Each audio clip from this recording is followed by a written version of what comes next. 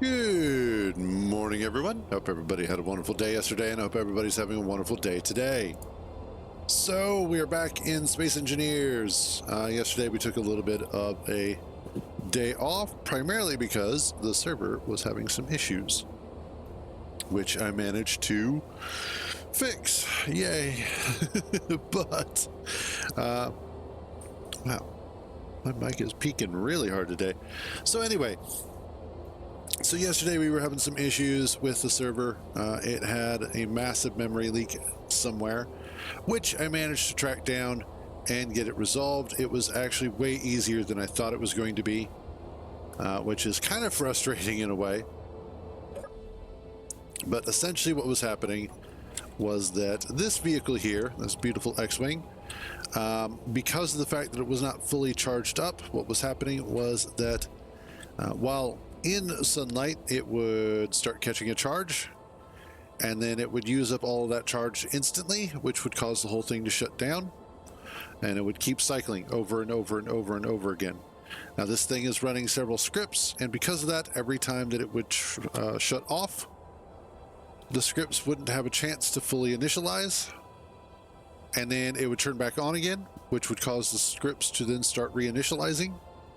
And so every time it was chewing up tiny little bits of memory on the server until it would finally just eat up everything and then crash the server. So after being able to check the logs and figure out what it was, I gave it some time, just like turned the whole thing off. Just turned it all off. And that seems to have fixed the problem.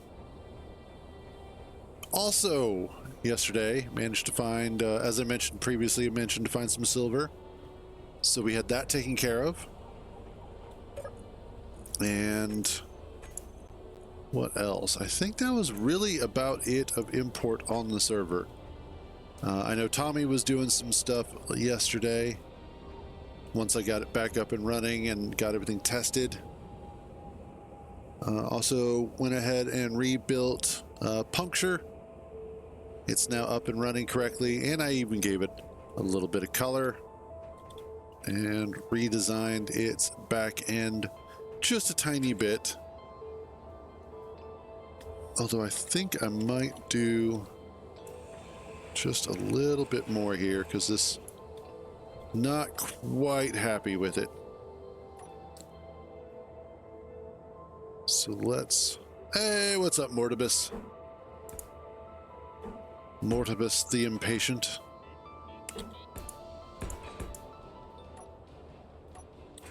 Also, I need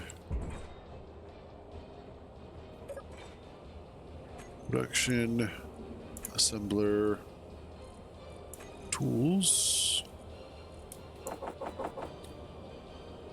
And we'll go ahead and get that knocked out. And as far as today goes, what I'm going to be looking at...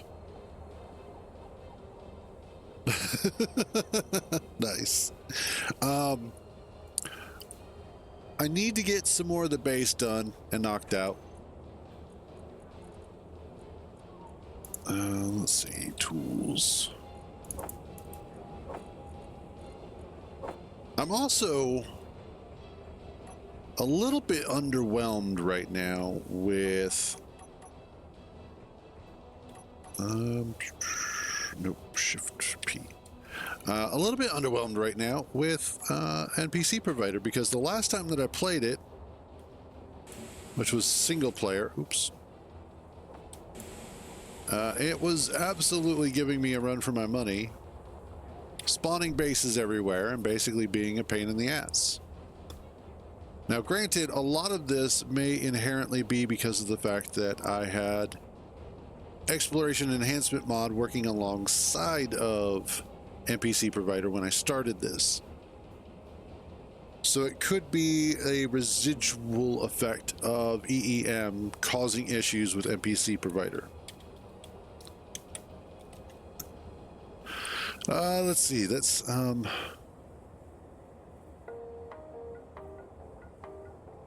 let's see.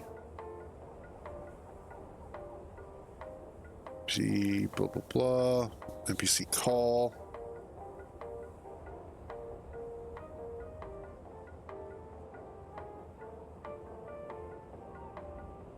And yeah. Hey, what's up, Matt? How you doing, buddy? Dude, have you considered maybe going to the doctor? If you have a second day with a fever that high, that is not good.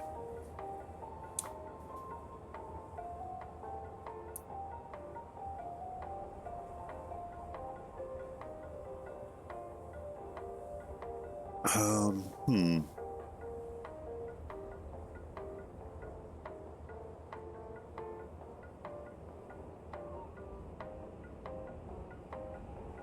Okay.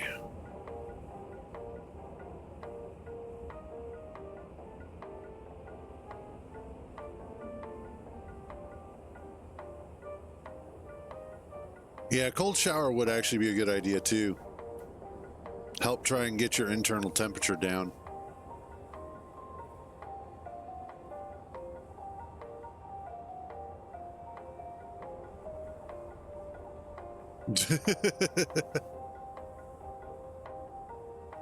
Huh. All right. That's possible too. Anyway. So, as I was mentioning, I want to work on getting more of the internal portion of the base done up. We already managed to get this in here done in terms of like just drilled out. And then also the other side, I want to start getting more of the ceiling in place, as well as drilling out the walls. And just in general, getting more of this kind of cleaned up and up and running. The other thing is to start looking at getting, whoops, wow, that was some serious lag. To eventually get, wow, this is getting laggy. Hold on a second. Why are you getting laggy? Everybody should be fine. Okay. Maybe it's just me. Anyway, one of the other things that I wanted to look at was to potentially also start working on inventory full. Yep. Getting a shield generator put in here. So let's clean this out real quick. And actually, you know what? I'm not sure.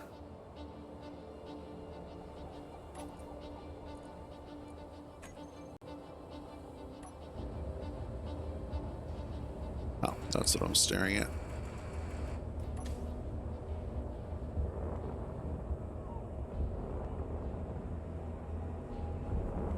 There we go.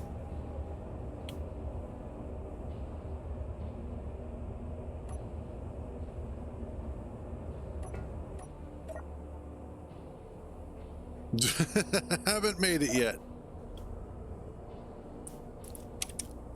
If I get around to starting it today, I'll go ahead and do that. What did we talk about with the just joking?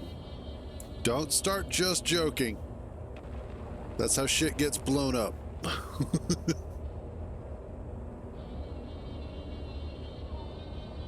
And you know, that's one of those funny things.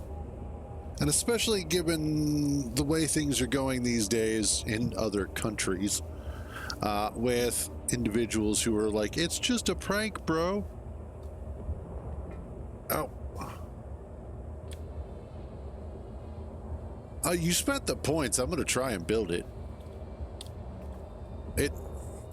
Honestly, it also kind of lines up with what I had originally planned for Puncture anyway.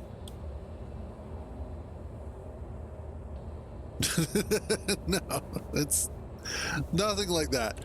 All right, so oftentimes what'll happen is that somebody will decide to come in to the stream and be like, hey, you should blow that up, or you should slam that into something, or you should do something that is ridiculous and stupid.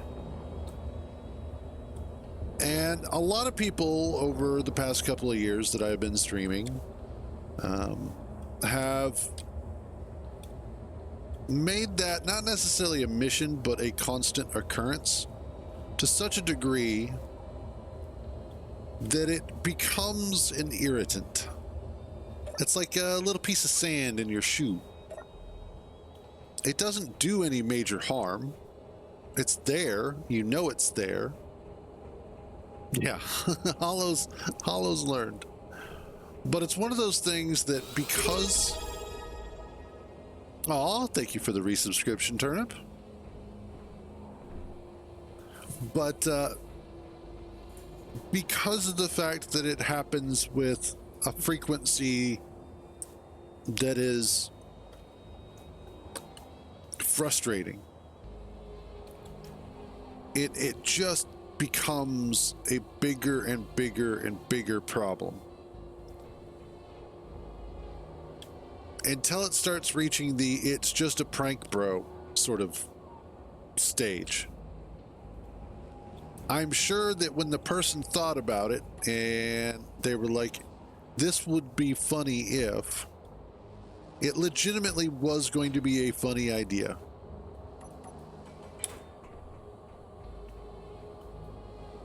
But, as with all things, it's not always what you think it is at the beginning. It's about how it comes out in the end. That, and the older I get, the grumpier I get too.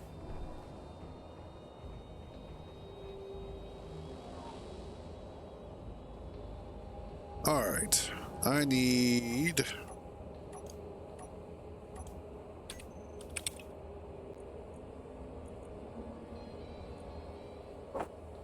not the controller.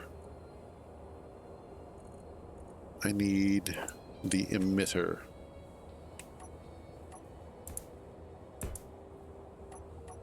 And I'll admit that I probably take things a little bit further than necessary. I am not immune to the I'm not immune to understanding that I do sometimes go a little overboard myself. Let's see if I'm going to have what I need.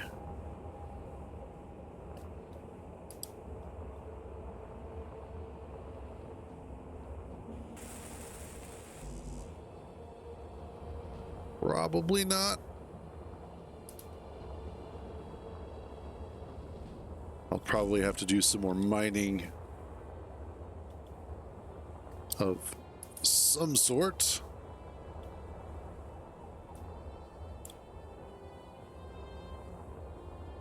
But so help me, I shall try.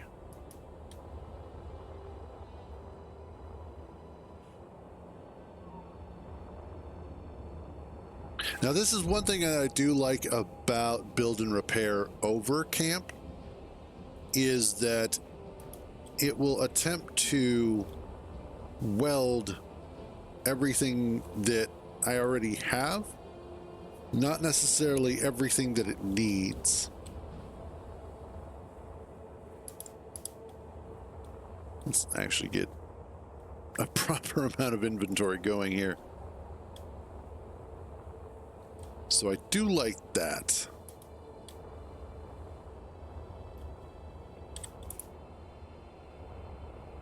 My God. So much stuff. That's the only problem with the defense shields is just how expensive they are. At least for large grid. For small grid, it's not too bad. But anyway, the tangent that I was on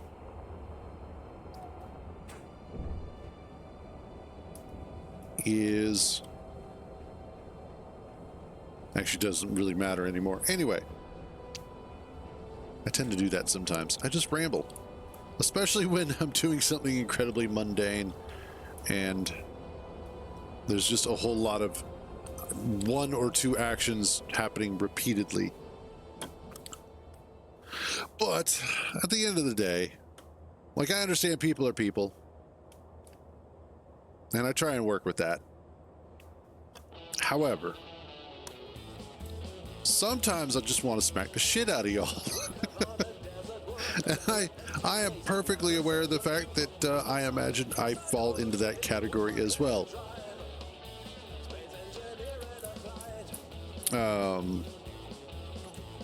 Because I didn't have any lights on.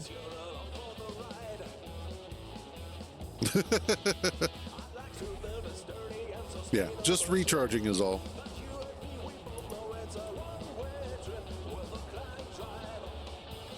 Yeah, I need to add some more lights to that side of the hangar, because I have some lights over here, but I don't really have anything on that side of the hangar, because up until just a few days ago, this is pretty much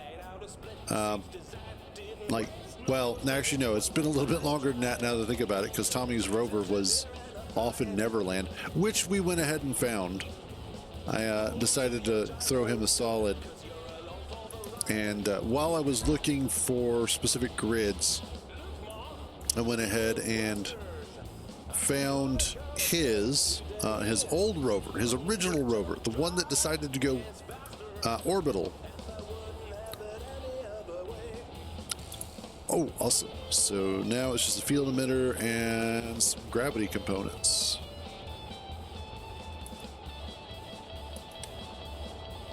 Okay.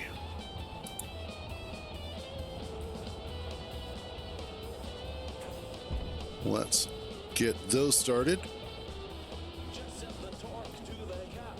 But we went ahead and I found his original rover, which was still mostly intact. And it was like 10 kilometers away from our base.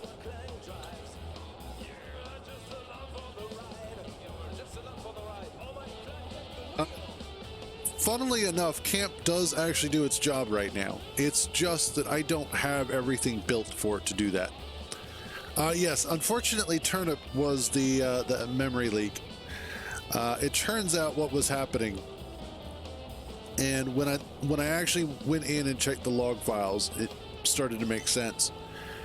This thing was in that state of solar power recursion, where it would get enough power to start, and then as soon as it started, it would suck up all the power, and then it would stop.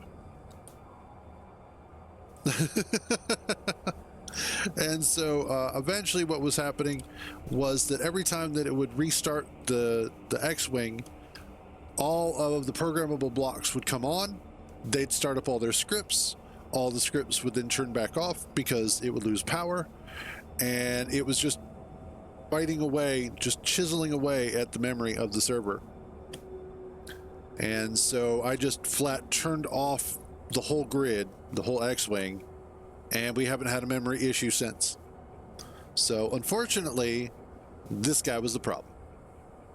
However, it is a simple fix. And all we really have to do is just attach like a reactor or something to it and fill it up with some uranium, and it should be good to go. Yes, Turnip is the problem.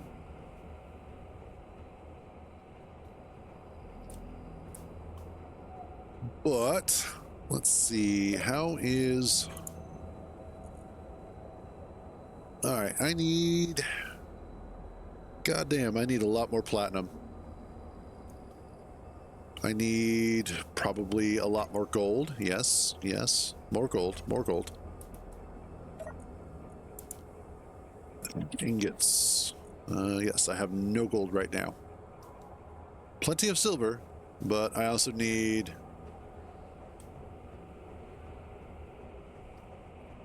All right, let's go for a little mining trip, shall we? Should be pretty quick. This thing is fairly fast. And then I also need...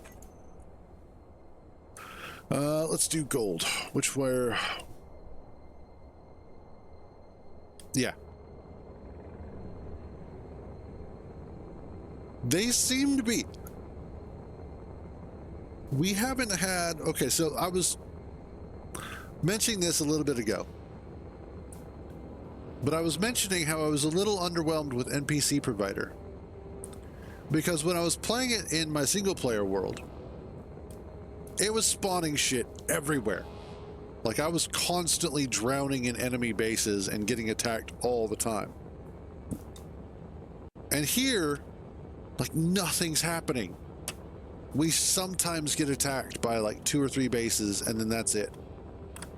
But nothing else. Now, in part, that's my fault.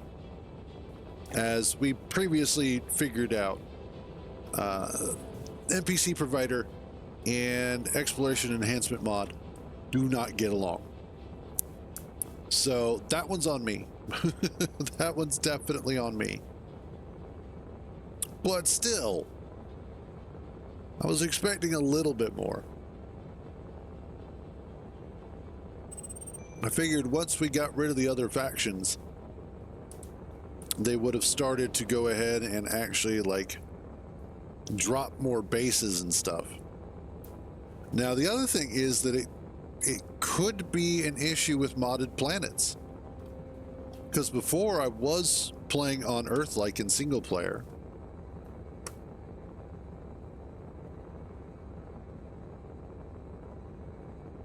Well, no, it's, it wasn't that. It was the other, it was the actual, like, Factorum bases that wound up spawning. And things of that nature. So it wasn't, you know, those weren't MES bases.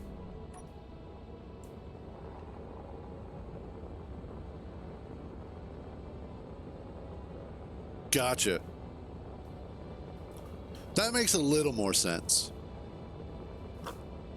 It's stupid, but it makes sense. Okay. But yeah, like, I was just expecting a little bit more out of it. Which is why, although it's interesting, at first, we were tending to get attacked a lot more frequently. And then the number of attacks has dwindled over time. So, yes, we've been over this, Barockstar, and it's okay that they weren't, because they came up as Factorum bases. You fucking saw it. They weren't there previously, and then as soon as I switched over to NPC Provider, all of these Factorum bases started popping up everywhere. You were looking at it in real time with me.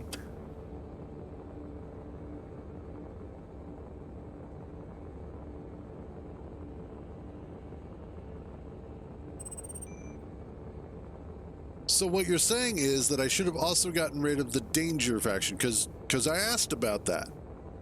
I asked as we were going through the list, and you said Danger is okay. In any event, regardless of the current situation, 2 things that I've learned so far. First of all, I definitely love single player. I'm definitely more of a single player kind of person.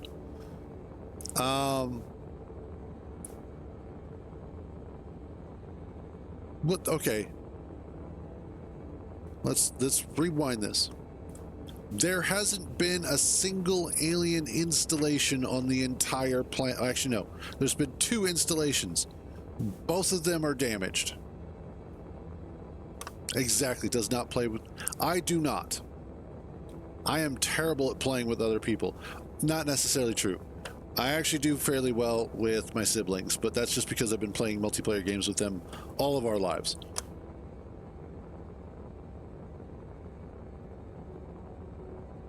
We're going to be bickering about this like a old couple for a long time, Rockstar, I swear to God. Anyway, as it stands, multiplayer is enjoyable to a certain extent. Change the subject. There's no such thing as changing the subject. Because honestly, it's important to understand the ins and outs of the mods that we're working with. In the single player, yes. In this one, no. Nothing. And again, I'm taking the blame for this one because this is probably exploration enhancement mod that caused the issue.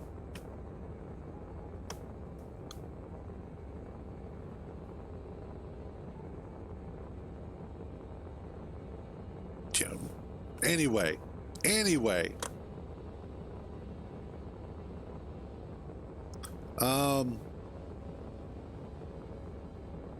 I was going somewhere with something. I think at the end of the day, I am personally not cut out for running a server. And more than that, I am not cut out for multiplayer Space Engineers. It's entertaining to a certain extent, but at the same time, it's not buttering my chicken the way that other games and other situations would. It's been a fun experiment so far for the past couple of weeks. We'll see about that. It has been interesting to see the interaction between all the various personalities and peoples and whatnot. But at the end of the day, I find that I am much more of a solo player in Space Engineers overall. And that's okay too. I mean, not everybody has to be a multiplayer player. Not everybody has to be into single player. You know, that's, again, it's part of the wonderful benefit of this amazing game, is that there are so many different ways to play it.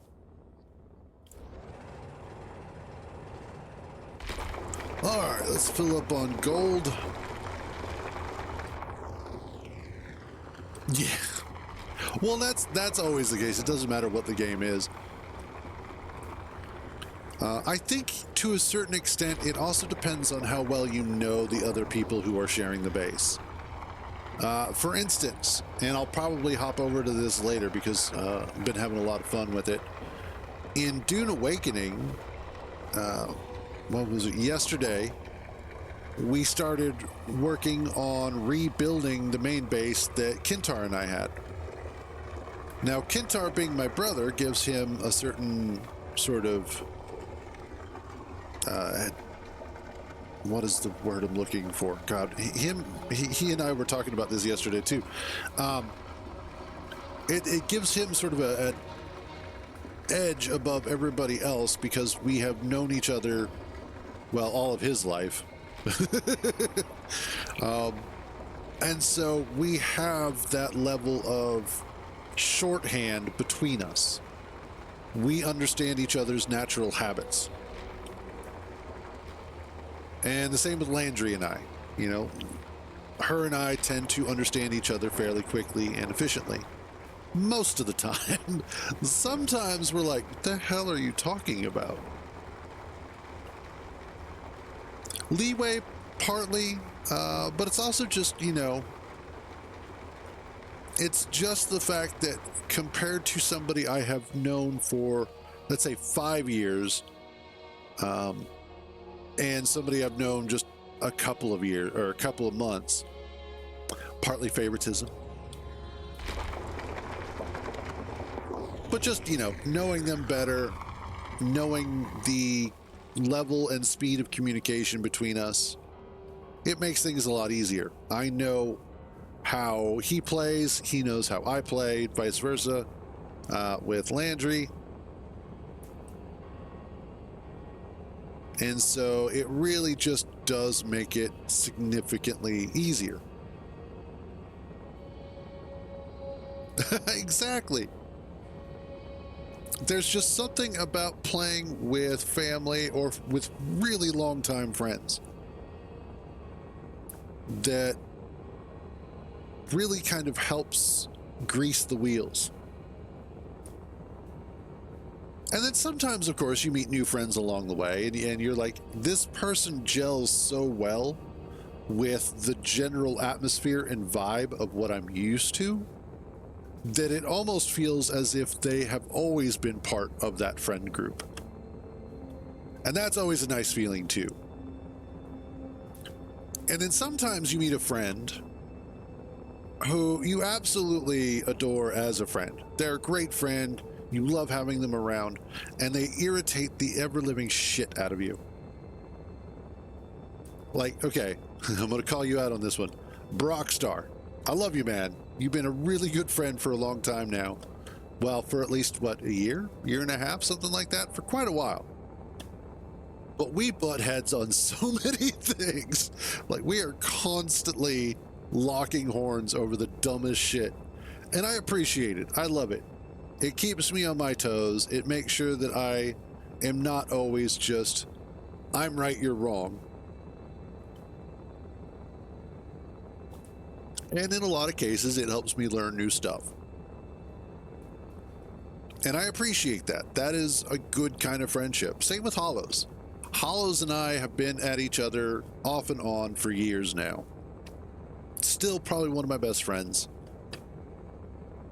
Yeah, we really are. We're a couple. We're old person married. We stand at opposite ends of the hallway yelling "fuck you" back and forth. Good Lord. It's almost been 2 years. Holy shit. That is a long time in internet time. That is definitely. But again, it's good to have friends like that. Exactly. It's good to have friends like that in your life and people that you have that sort of relationship with, because if everybody is just constantly agreeable with you 100% of the time, it never allows you the opportunity to grow as a person or as an individual. So every once in a while, find somebody who irritates you but you can get along with. Make them a friend, because that will go a long way towards making your life better. Hopefully. If it doesn't, maybe you should find somebody else who irritates them and see what happens. Call it a social experiment. But as far as this goes, I'm still not sure if I'm going to go ahead and go for month number 2 on the server. I think I may hold off. And just, yeah, and especially because Dune has been absorbing so much of my time and brain power. Like, there you go. Oh, I'm trying to remember where that's from, because I know it's from like a show or a movie or something, but I can't remember which one it is. After a while, they all just sort of blend together. Aww. Now I feel kind of special. Like bright yellow helmet special, but still special.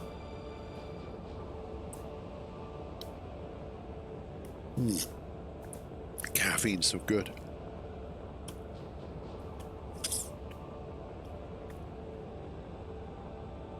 Well, I know it's a book, but I know it is also a book that has shown up in popular media. Specifically, I want to say it's been in sort of like a crime drama comedy kind of thing, but I don't remember which one.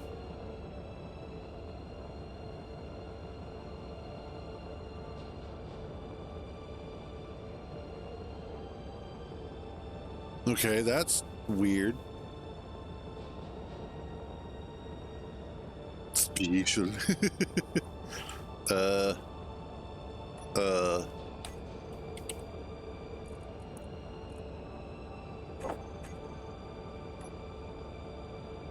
just solve that problem.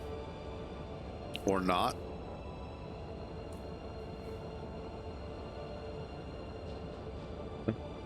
What's going on with the server? Why are we being like this? Also, who else is on? I know I saw somebody. Oh, that one. So yeah, last night, all of our moms say we're special. That's why they're, oh. Yeah, see, there we go. There goes a beacon in space. I have had more interaction with aliens in space than on the planet. They refuse to spawn on the planet, period. I've got that terminal, and then there's like one other station, like economy station, and that's it. And they're both damaged. And again, I take full responsibility for that one. It was probably my fault.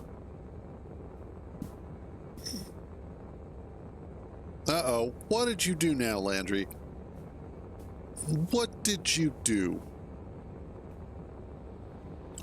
I swear to God, I leave her alone for 5 minutes.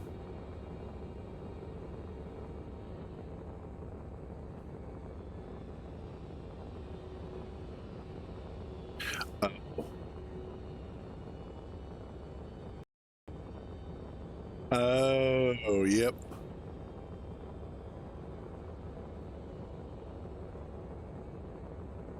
Yeah, now, there are certain things like... Uh-oh, here we go. Let's probably start slowing down. There are certain things about modular encounters that I think are superior to NPC Provider right now. And that would be one of them. Is that the air traffic really, really helps. It definitely needs more factions as well.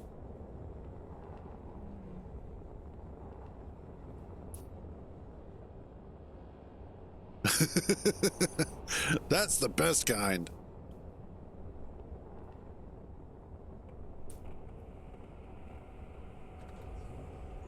All right, here goes the gold.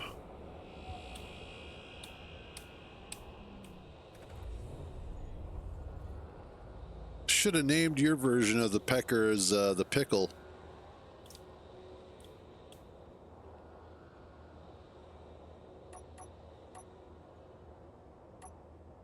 All right. Why did you have that stuff in... What?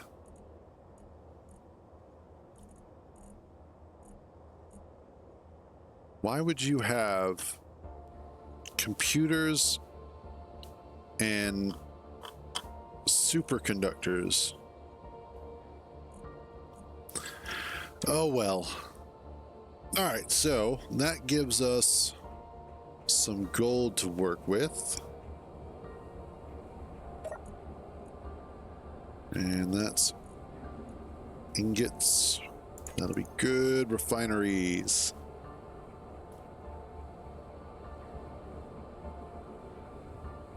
But they're not refining anything.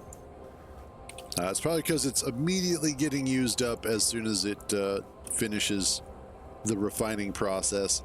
It's immediately going in here.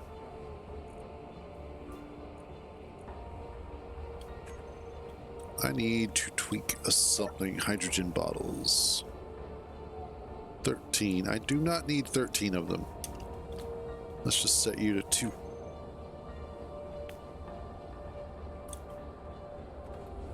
All right. Where are you even?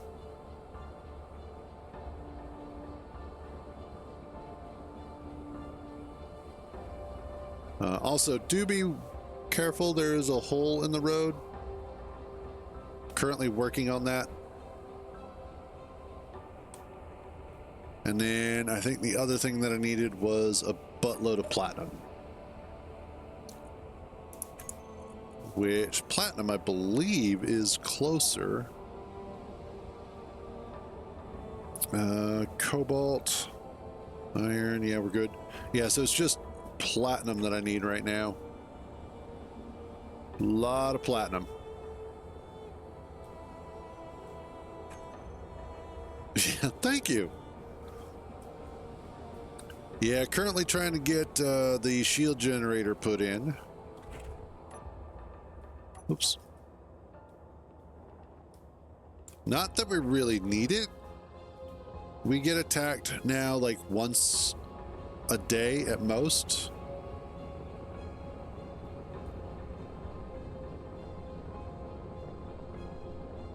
So that's one of those things that I would like to maybe try and tweak, if at all possible, is trying to get them to build more installations. Because again, like this, the planet and the space is owned by the alien faction, but their presence on the planet is so infinitesimal right now as to not even be worth mentioning, which is a little frustrating.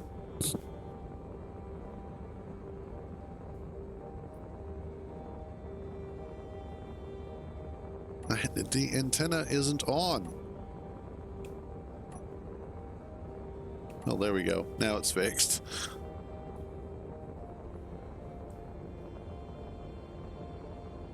I need asteroid Platte, which is up there. Awesome. Honestly, out of everything,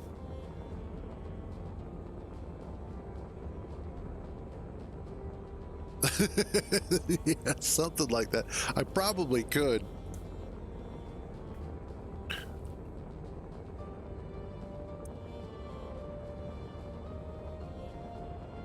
It's not that tough. But it's absolutely one of those. I really, really hope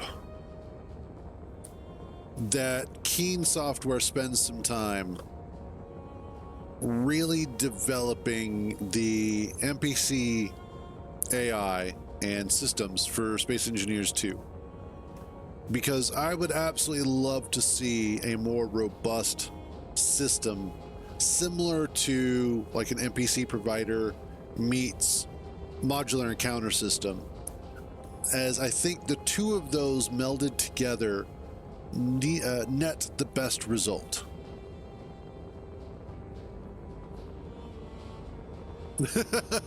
No, that's all right. It's just one of those things that, again, it was my mistake. I screwed it up. I was not aware of all of the stuff that that exploration and enhancement mod actually changes. And it's a good lesson to learn overall. Finding out the interactions between things. Hey, what's up, Kintar? It's sort of like doctors finding out the interactions between drugs, you know? Sometimes you gotta experiment on yourself.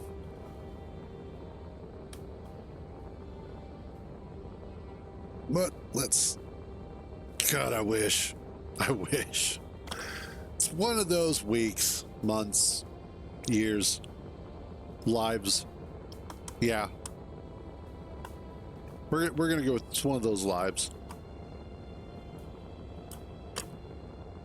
Oh, by the way, not sure if you've logged into Dune yet this morning, but okay. Yeah. I did a little more work on the base. Just a little bit more. Oh, that was such a pain in the ass to do too. Ugh. Good stuff. It's been fun though. I will say, Dune actually has a really good base building system. Obviously, it's an iteration of the one in Conan Exiles, but they definitely tweaked it and they definitely made it better overall. So, yay. Uh-oh. We lost Landri. Apparently the walk was too much.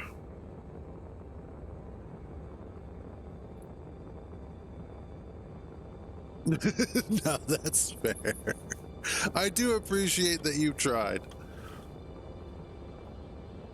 So it's one of those, you know, again, the game is not for everybody. And for those that really enjoy it, for those that really get into it, it makes sense.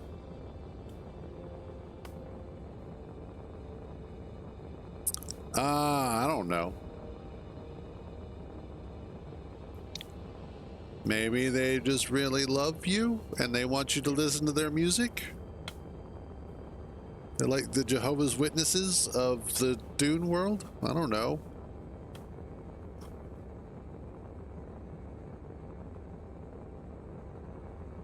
Yeah, man, I was geeking out, kind of geeking out about it last night. I think Kintar and I were talking about the story and world of Dune Awakening as it pertains to the books.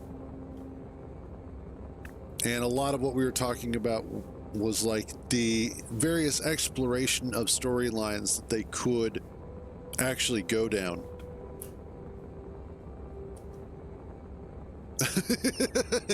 It's funny you should say that.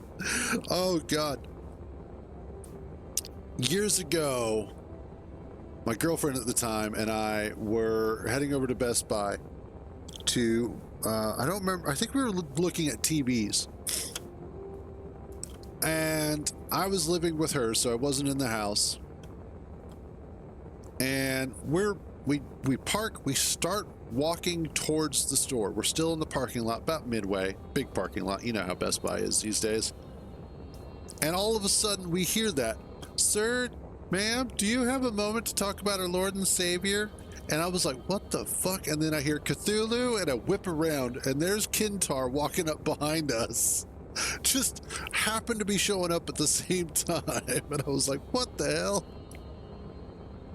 And really, it was one of those just perfectly timed moments that could not have gone any better. Absolutely loved it. I don't think my girlfriend was as thrilled. Like, she was amused, but I don't think she was as thrilled by it. Yeah.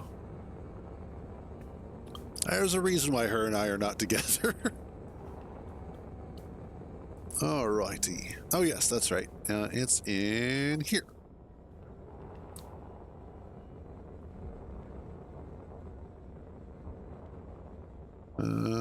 Yep. Turn the lights on.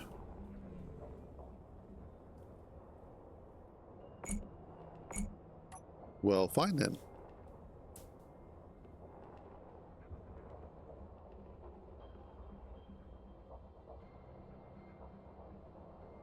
And we'll just fill up on platinum.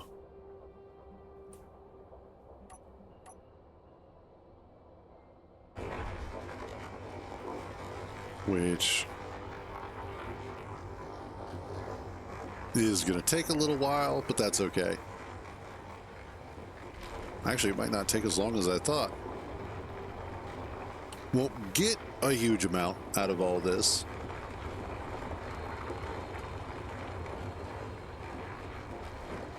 But the good news is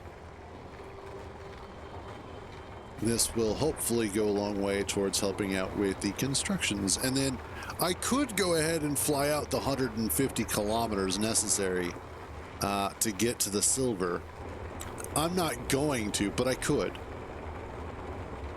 That is the lengths that I've had to go to find an adequate source of silver anywhere within 200 kilometers of our planet. We have a source of silver on the planet, but it's like you have 2 cups of flour and a tablespoon of salt that are all mixed together, and you need to pick out the salt. Or, yeah, or sugar or whatever. There we go. Actually, you know what? I could fill up the drills a little bit too.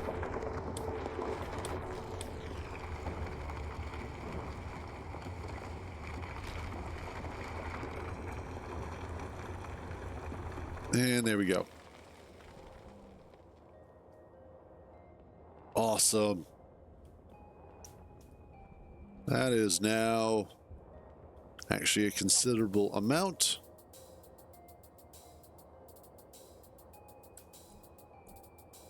A bunch of little bits, and then 54K plus whatever else we have. Yeah, that's going to be good. Okay, that'll get us like 200 platinum, 300 platinum, something like that. Great, I lost an entire planet again.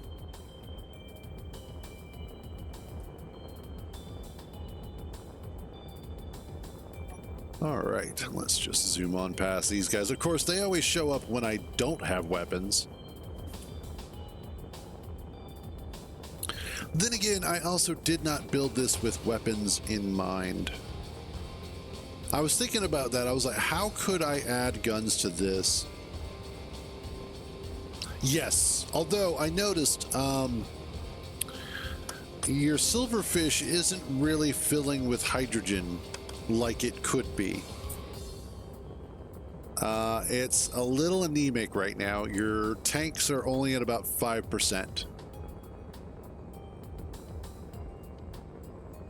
So there's that.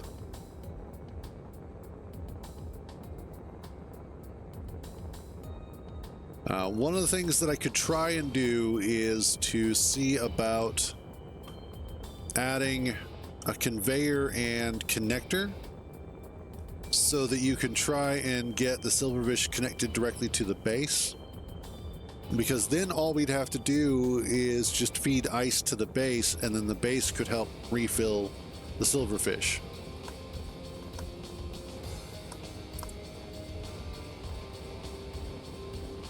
And you know, that happens.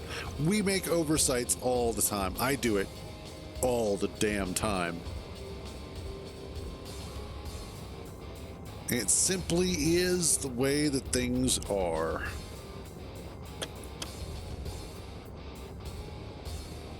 Gotcha. And I saw the mining ship. I think I turned it off last night, the miner, only because I was trying to track down the memory leak. So if you hop in and it won't fly, that's because all you have to do is hit Y. That should turn it back on.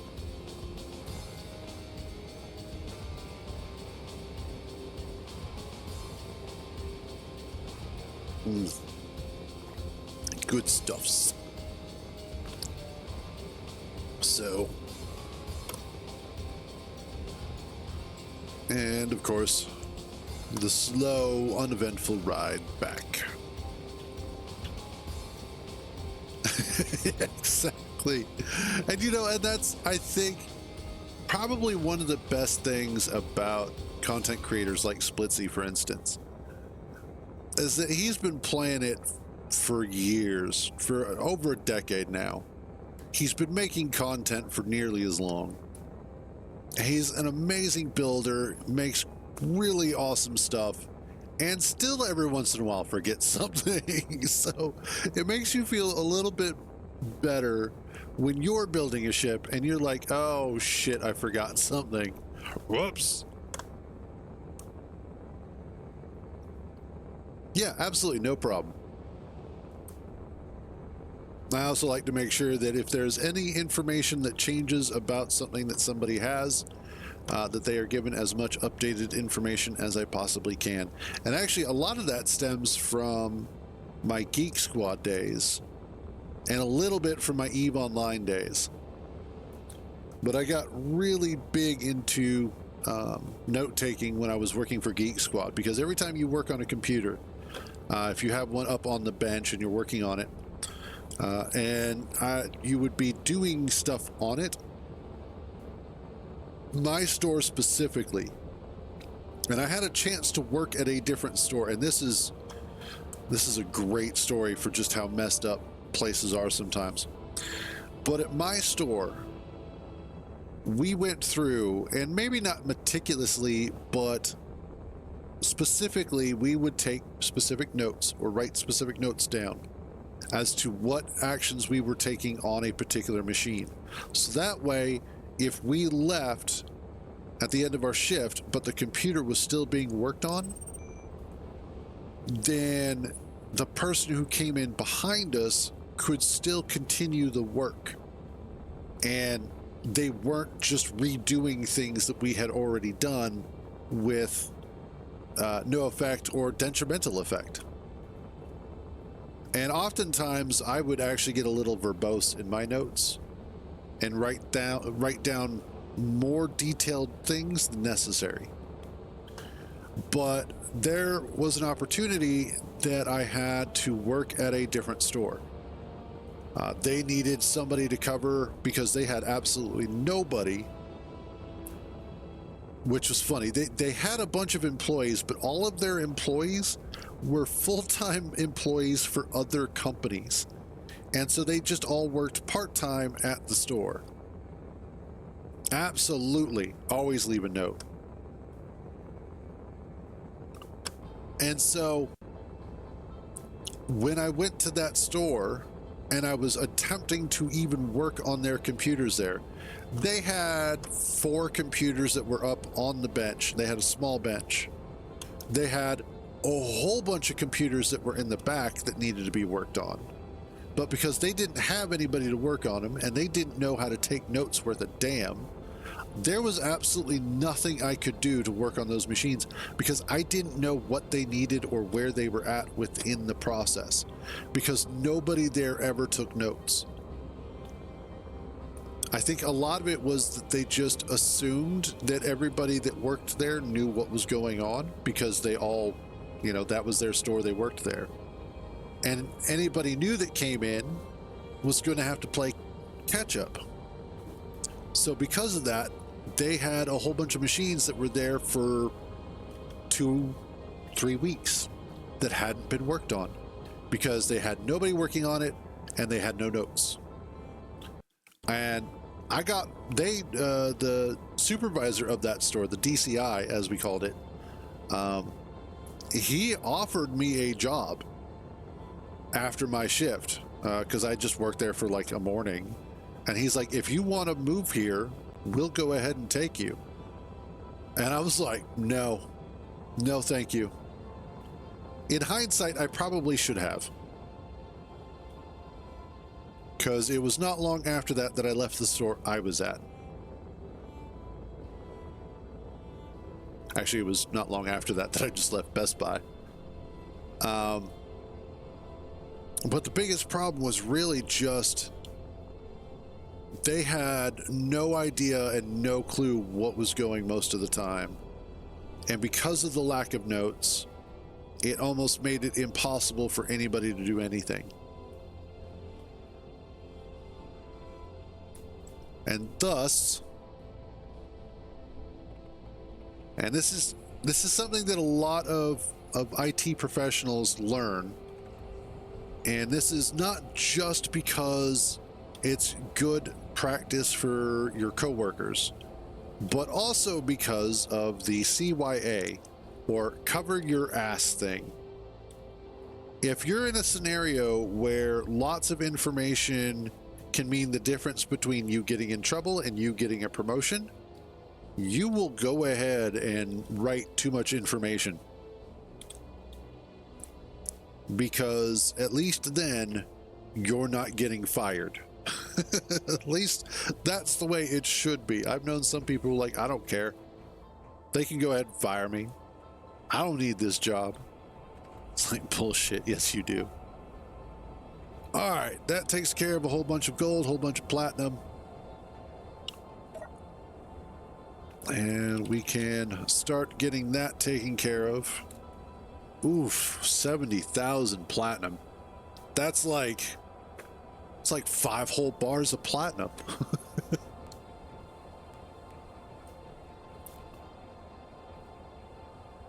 And that'll eventually get done. And then I still have to build a whole bunch of stuff for the control table. Kind of annoying, but you know, it is what it is. I want the shield, therefore I have to pay for it. Turn those off. Turn those off. Don't need all of the light. It's kind of sad now that we only have the pink pecker over here, not the green pickle. Okay, so what I had talked about doing today was working some on the interior of the base. And specifically, that is going to include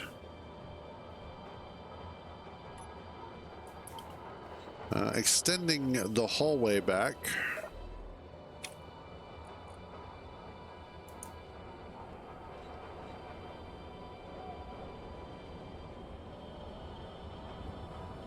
Gotcha. Well, unfortunately, I can't move it. Oh, Landri crashed it just a little bit ago by accident. She was flying along and accidentally hit Z, and then, yeah, dampeners off.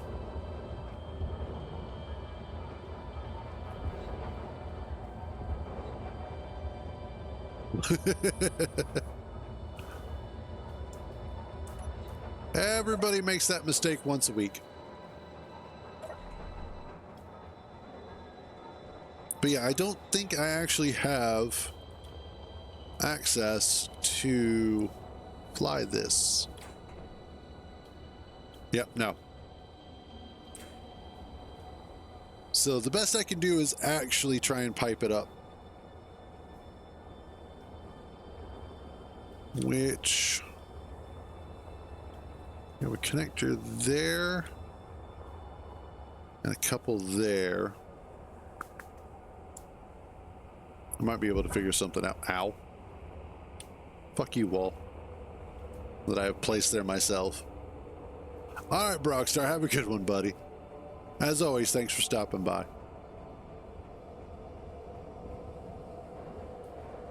Alright. So what I want to do... take control of that. And we'll kind of drill this back. Get some extra depth here. And that way I can start working on more of the living quarters area.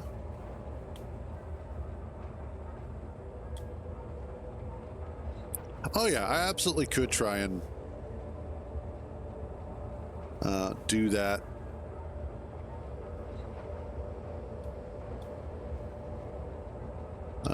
To, you know, get some ice. I can figure something out. As long as I can get a connector to the front of the ship, it'll be fine. And then I can just go ahead and start feeding it in that way.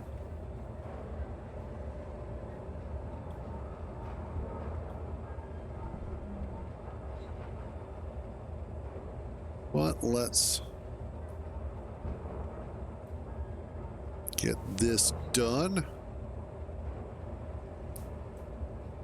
And I think the other thing, and this is something that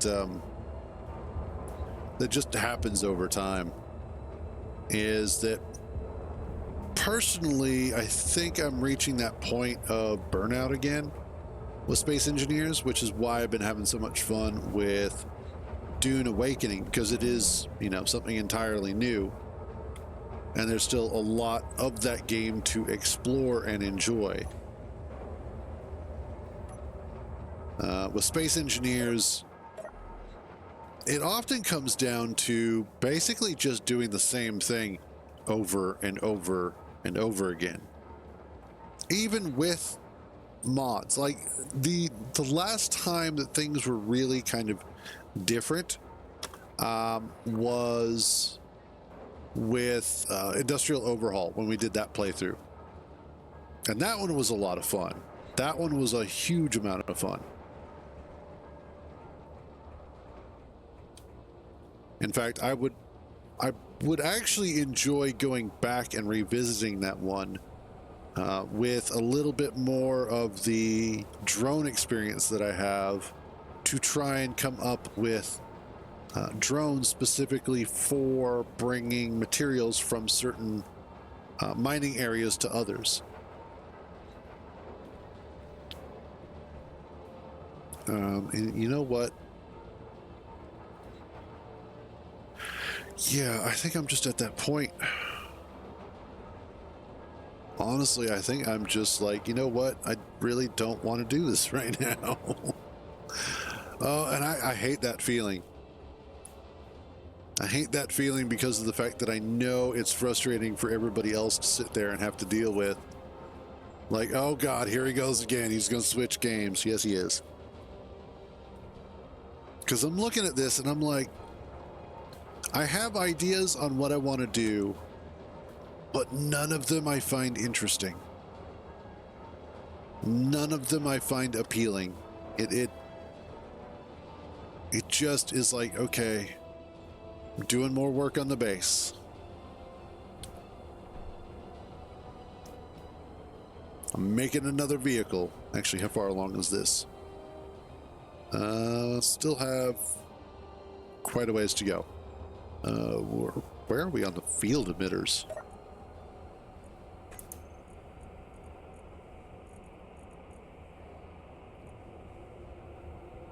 We still have a lot of field emitters to go. I'll probably have to make another couple of runs for gold and for platinum. Yeah, maybe. But yeah, I think we're going to switch over to Dune because honestly, I really was having way more fun with that. So let's, you know what? I'm going to learn my lesson. Because every time I come into the damn game now, every time, I wind up either dead or having to respawn in general.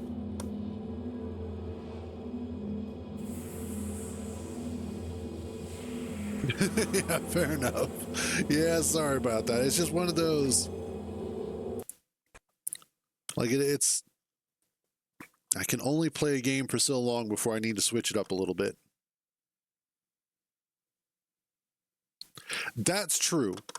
When it becomes your source of income, you do have to kind of suck it down a little bit and just deal with it. Sometimes. Sometimes, though, screw it. All right, we're going to switch up to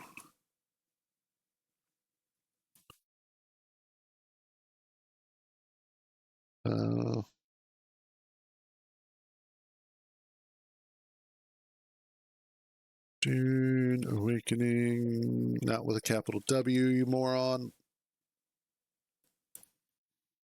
Dune Awakening. Of course, everybody's like, oh my God, this game. Everybody's playing this game. Well, it's a good game.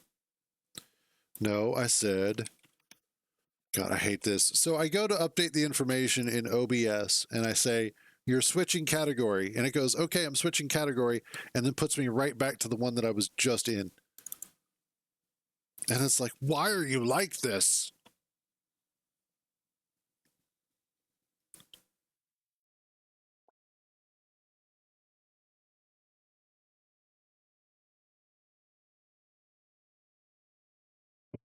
Good stuff. Good stuff. Just gotta wait for Dune Awakening to actually like start. Is it actually starting? Oh, there's a okay, it's got to download an update. Okay. While it's doing that, I will be right back. I'm gonna go grab some water and whatnot. I shall be back in just a few.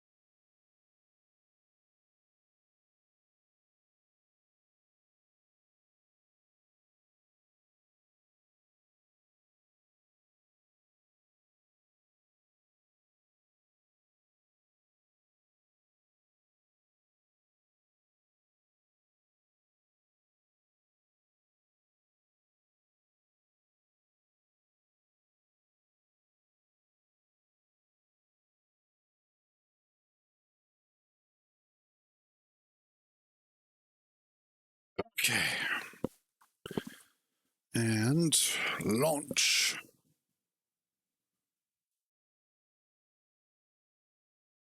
And what's also cool is that family left to go run errands, which means I have the whole house to myself. Not that I'm going to do anything with that, but I could. And that's what's important.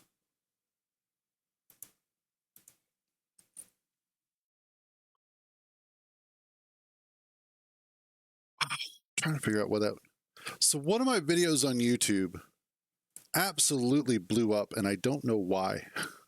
Now, for me, blowing up is it's got 79 views. For other people, that's like, oh, that's like the first minute of me dropping my video. But it's interesting to see which videos get more views than others and trying to figure out the how and why of it. Was it the title? Was it the thumbnail? Was it just YouTube going, here, take this, watch it?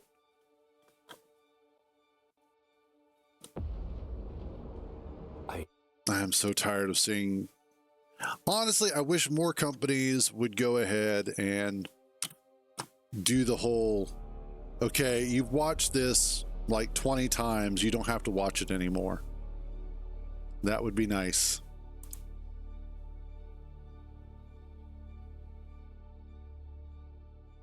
Yay.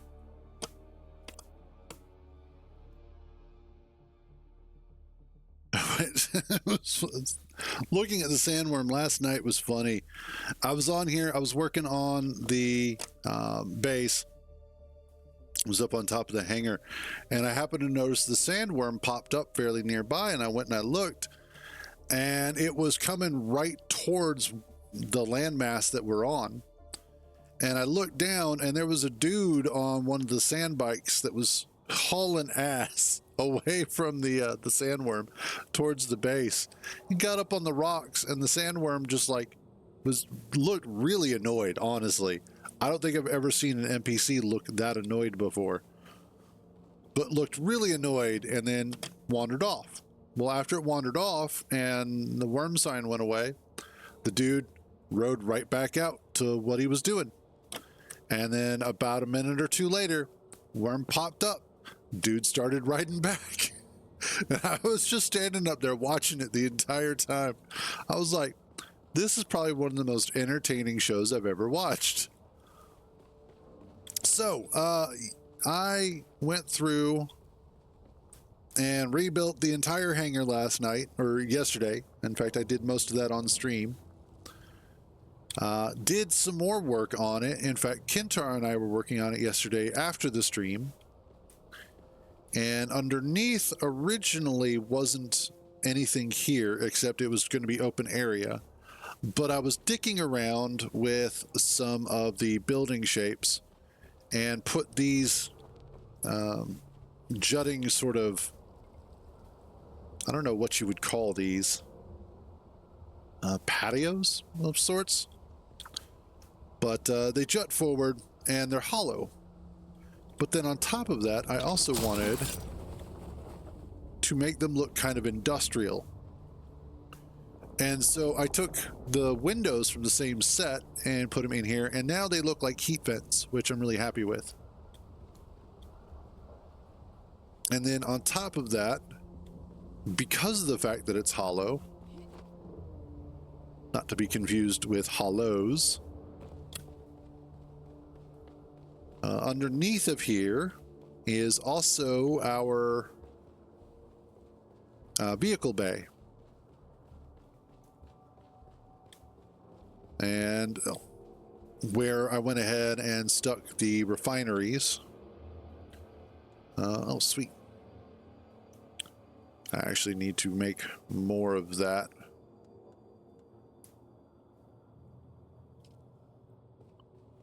And the nice thing is that we did a little bit more work. Originally, the way that I had this up front Make sure there's no Sardaukar up here. Okay, so the way that I originally had this was that this railing wasn't here, and I actually had this as a ramp, or as a set of stairs that was going down to the sand. And that was kind of the entrance. But I wasn't liking it. It wasn't quite working out for me. And so instead, what I was going to do is just have it be this walkway. Oh, there they are. So Kintar and I were looking at it, and he suggested doing this spiral staircase from the opposite direction. And I was like, you know what? I don't know how that'll work, but give me a second, and I will try and put that into practice. And it works out beautifully. I really, really like it. But the secondary side effect of that, and we'll take a look at that a little bit more once the Sardaukar fuck off, is that it opens up that bottom area to allow the buggy to come through unimpeded. And that was one of the really big things, was trying to make sure that that area was easier for the buggy to get in and out of its vehicle bay and get out from under the base. And then we were also messing around with some of the parts.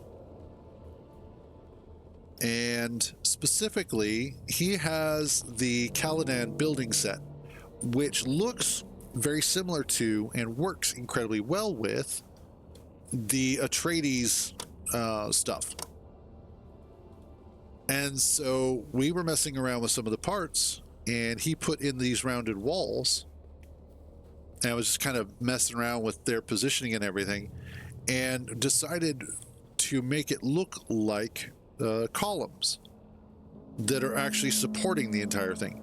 So they have this sort of weighty meatiness to them that looks like they are actually supporting the entire structure. And it looks incredible. It winds up working in just super, super nicely. Oh, was that? No, okay. And so, all in all, it's been a really good sort of thing. And then, here was the funny part. So, after I had finished putting all of that together, one of the funny things was that I had then gone to the other side. I moved everything out of it. So the base that had been over here, I moved everything out of it, and then I just ripped everything out, just demolished all of it. And so we're sitting there talking about the hangar, and he's like, yeah, I can't wait for you to finish removing everything on the other side and, you know, finishing that. And I was like, the hell are you talking about? And he's like, the other side. I'm like, what other side? And like, we were having this massive miscommunication back and forth about what was going on. It was absolutely hilarious. And just perfect example of innocent miscommunication.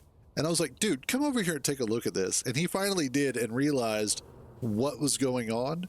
And he was like, oh shit, you already did that. I was like, yes, I had. Let's see. But one of the things that I was running into, I have insufficient stability. Story of my life. I wonder if I can cheese it like this. And the answer is no, I cannot.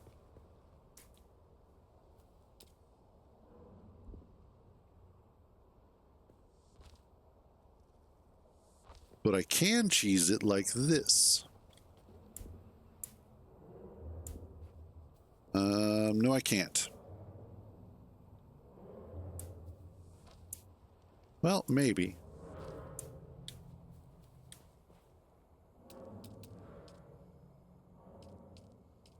Will you?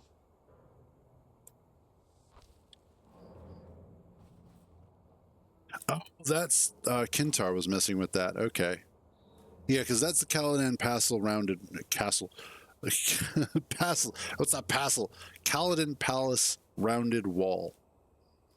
Okay. So yeah, that I can't cheese it that way. I really need to get that building set.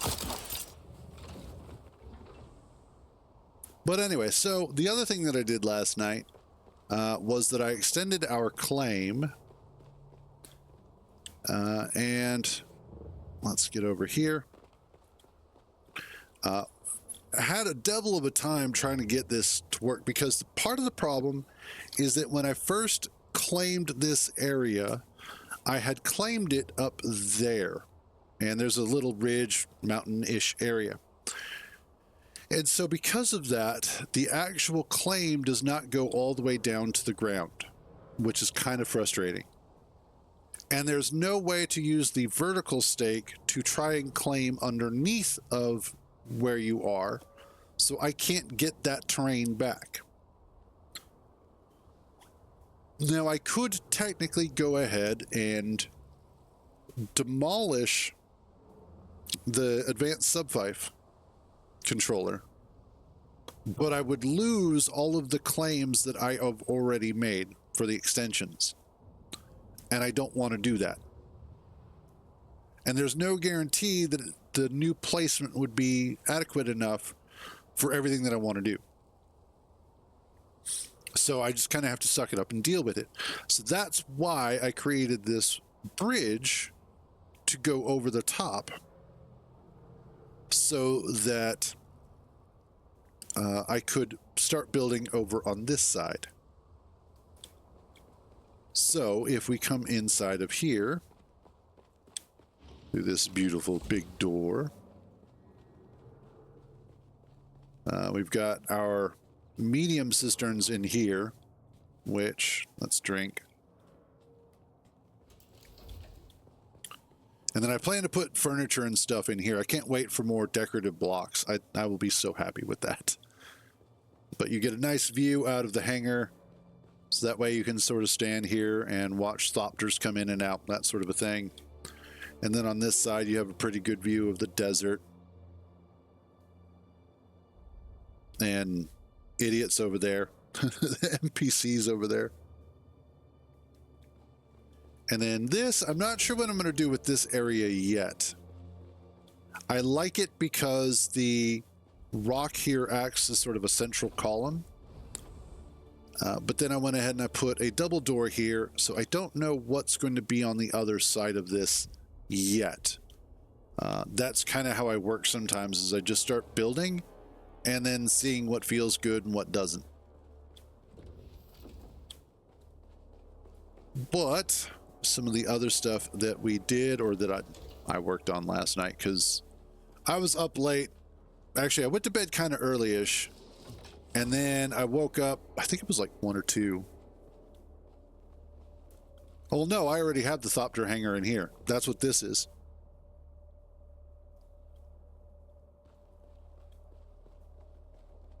In fact, this is large enough that we could put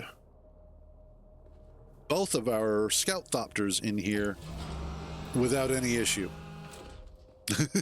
So, and then eventually...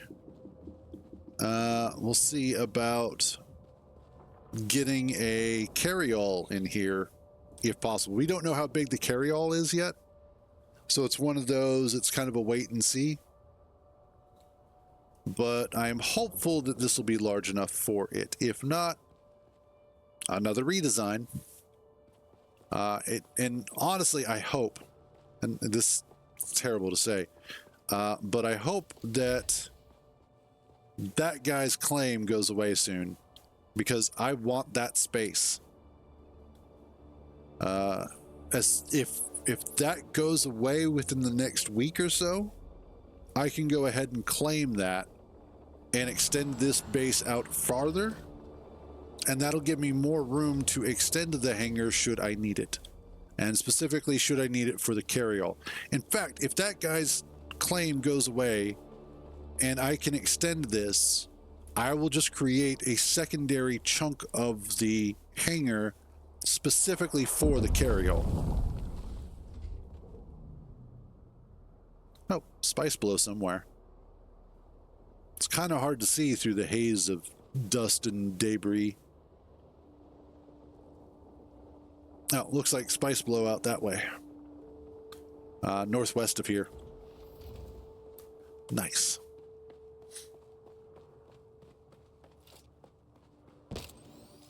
Pick that up just so that I always have it. But then as far as the rest of the base goes, I've got a little alcove here that I'm going to do something with, turn it into a room of some sort. In fact, I may go ahead and move the death stills into this area and turn this into kind of like our embalming room, if you will. And then in here, I've got some more of our water cisterns, our smaller ones, and sub 5 controllers so that it's just out of the room. I figured those areas would be really good for keeping stuff hidden, but still having access to them, like a janitor's closet. Then you come upstairs, and wonderful little controller room.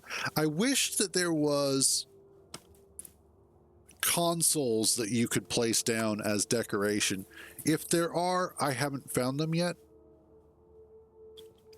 And yeah, if they do exist and somebody can point them out, awesome. I will happily try and get them so that way I can put them in here, because I think this room would be awesome as like an ATC kind of room. I may even swap out these windows. I'm not sure yet. But I just like the fact that it gives you a really good view of the hangar so that you can see what's going on underneath.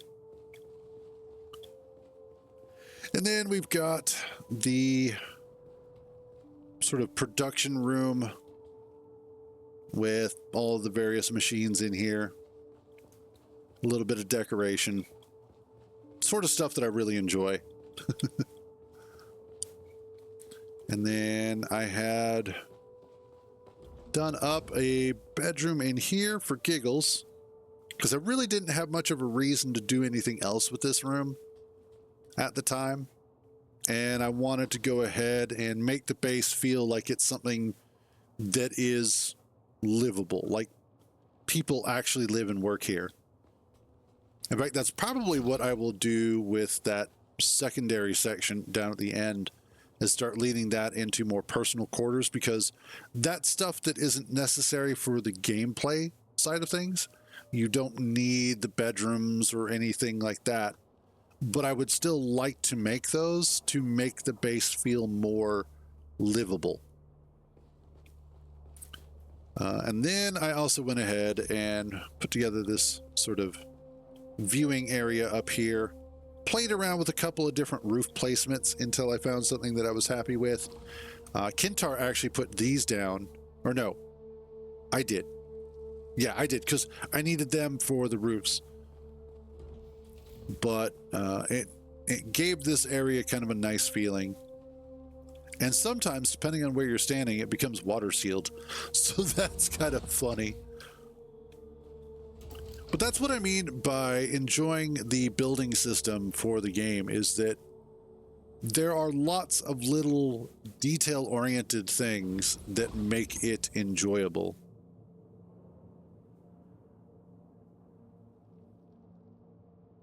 Okay, I was like, what the hell? That storm isn't moving. More specifically, that storm is not moving in any direction that is meaningful whatsoever. That storm is just like, whatever. We'll go this way. However, now that we've done that sort of quartermaster, we've done that little tour through the new base and the sections that have been updated. Couple of things that I need to do. First of all is I'm going to need, well, more specifically, I'm going to want to do some missions but I'm also going to need to go collect some more basalt, as currently I am out.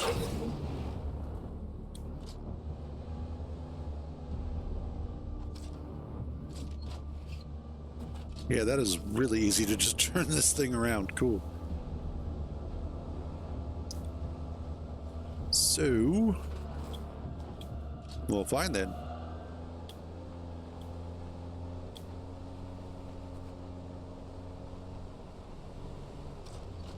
Yeah, that storm is so far up there and out of there, I don't have to worry about it. Oh, I just realized, ooh, we are kind of beat up though. Let's head back real quick. Let's repair this to the best of our ability.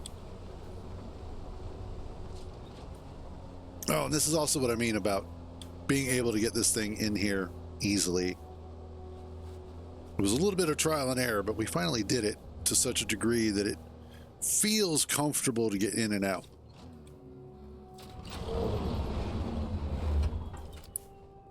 And let's repair. Oh yeah, those treads are a little beat up.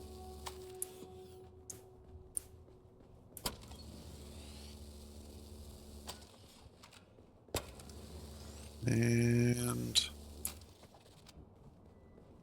yeah, okay. And then there was also the PSU is a little beat up, and ooh, shit. That poor engine is also beat up. Everything else looks to be okay, at least as far as the repairables. Awesome. All right, and then the other thing I wanted to do... Oh, good. I have at least a couple of small ones. Let's dump off some of the items that I have.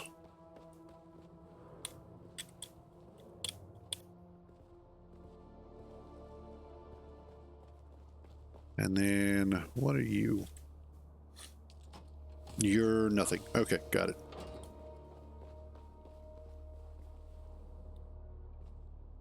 Thank you. It was a huge pain in the ass to get it going. I saw that you were working on it a little bit too.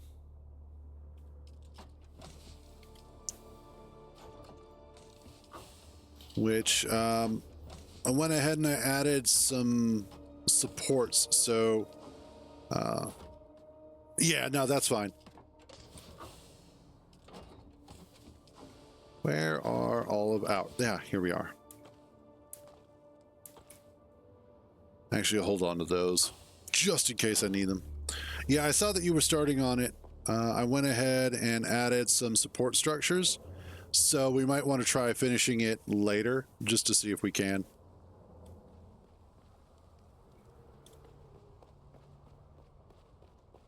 But otherwise, let's grab the buggy.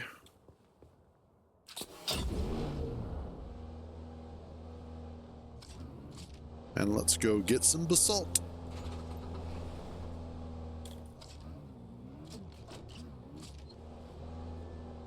And here we go. Because I desperately need some more. And then probably a little bit later, grab some more flour sand. Yep. Not that it super matters in this spot, but I like to just make sure that I miss the drum sand.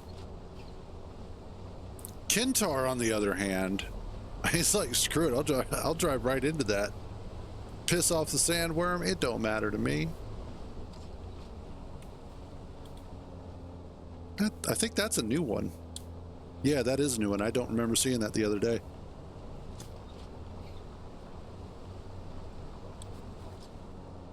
It's kind of interesting seeing where people are building and where they are not building. Oh, hey, there goes. Good timing.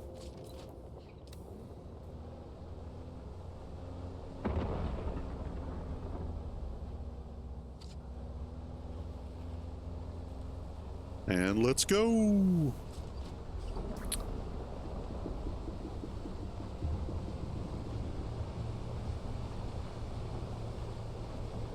I did actually splurge a little bit last night, though, on some gear in terms of building. So I used some of our duraluminum and some of our aluminum to upgrade my stuff. But I was like, you know what? I deserve it.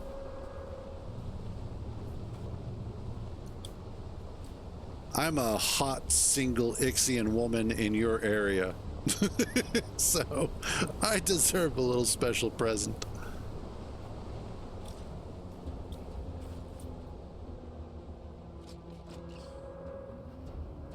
Am I seriously just attracting all of the work? You know what? I probably am.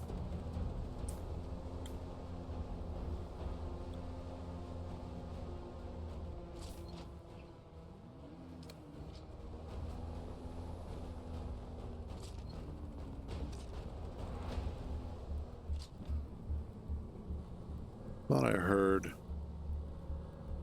Okay. While we do make this trip rather frequently, and generally don't have too many issues, as long as somebody's not, you know, offering the rhythm of their people, generally I try not to do, or, you know, I try and take my time. Ooh, they've been... Looks like they've done a little bit more work. You're right, though. This mix and match shit's got to go.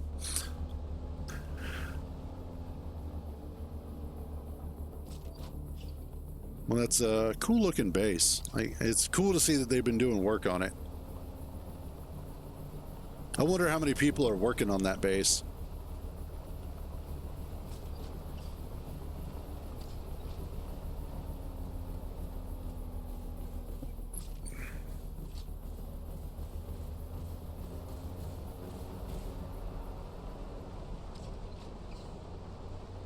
Now we just aim for the penis, which is what we call this rock.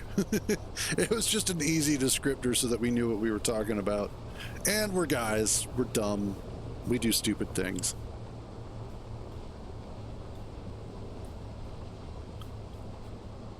Also, we are going to have to replace the poor engine on this thing at some point in time. It looks like it's ready to just be dead. I don't think it has much left to give.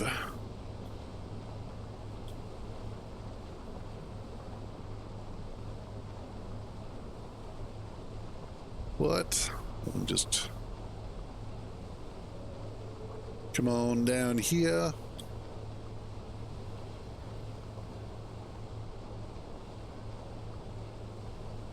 And then we should have the road up into the mountains. Here we are. And there goes some. Pretty sure I was talking about this yesterday. I know I was talking about this yesterday with Kintar.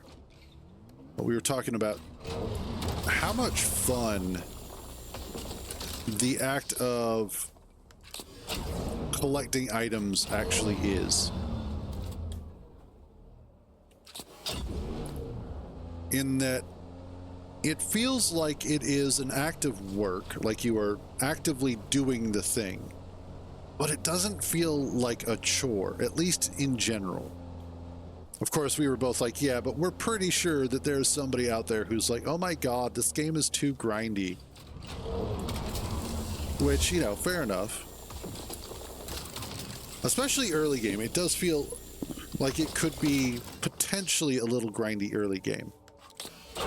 Not that it is, but it could feel that way. So we can understand how some people might have that particular sentiment towards it. But it's also incredibly rewarding, and especially when you finally manage to get all of the parts made and all of the intel and everything together to build your first Scout Thopter. It is an amazingly rewarding experience when you pop that thing out, get it fully built, and then actually fly off with it. They have done a good job at that balance between the grind and the reward. Because up until that point, you've been mostly... Can I get it? Nope. You've been mostly terrestrial bound in terms of you're stuck on the sand or on the rocks.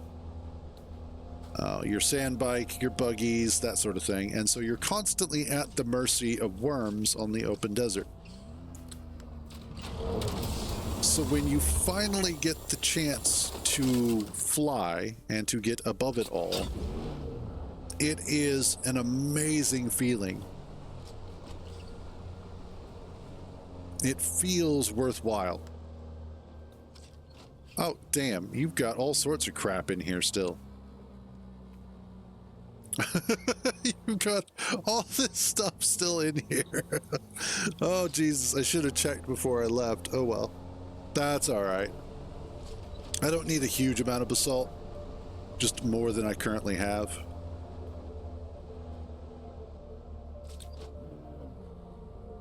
No, it's no big deal. Don't even worry about it. Not an issue.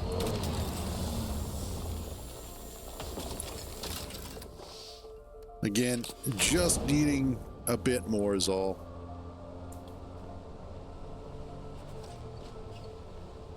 If it was really that big of a problem, all I'd have to do is stop off at the other base, drop this off, pull my Thopter out, and move everything that way. Oh yeah, no, it absolutely 100% is. That's why I can't wait until we get the carry-all and hopefully can carry the buggy from one location to another, because I'd like to be able to fly it safely from one base to where we're mining at, and then just, you know, do our work.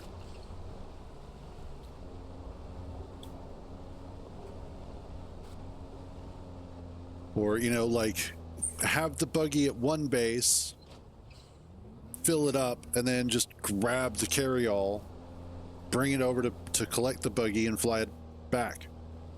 Use it sort of like a taxi, if you will, for the buggy. That looks like basalt.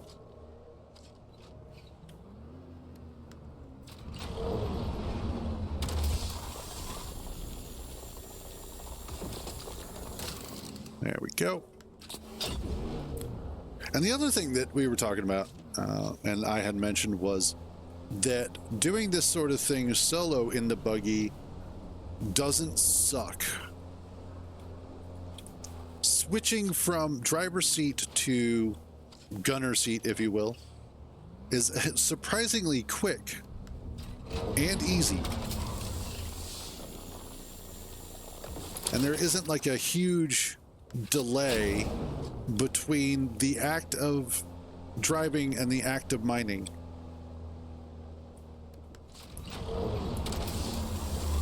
So I will give major points to Funcom for making soloing just as viable as group play. Because I think that was one of the concerns that a lot of people had was, am I going to be able to solo play this and still be competitive? Am I still going to be able to progress? And the answer is yes, absolutely. You are still going to be able to get stuff done. If you have a partner or a friend playing with you, you will get it done faster. But it isn't a necessity. And that is another beautiful thing. Another point in their favor. Who's this Curiana weirdo wanting me to join them?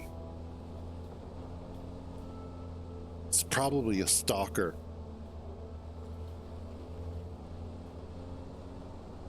Let's see if we can find anything else up here. Oh, yep, there we go.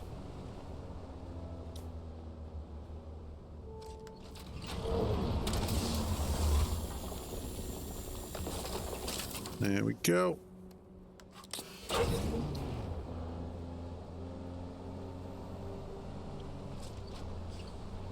And maybe something back that way. Ah, here we go.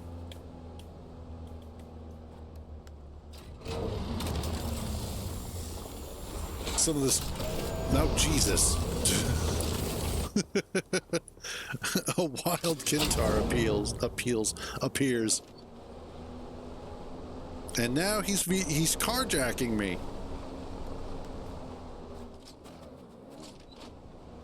Can't get it up?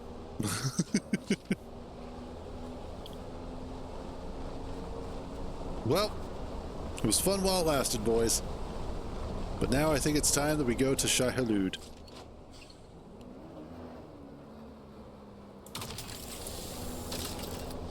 There's nothing there. What are you pinpointing?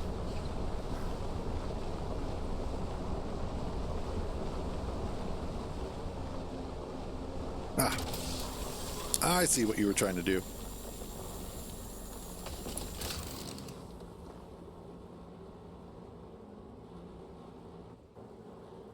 It doesn't matter.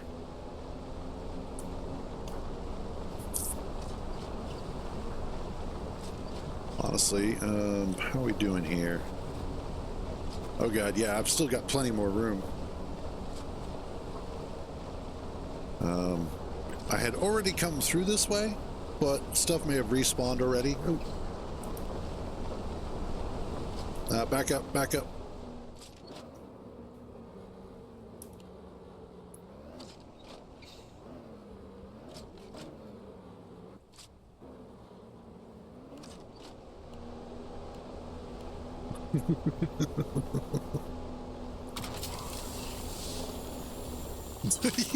Asshat. Oh, you know, sometimes. There we go.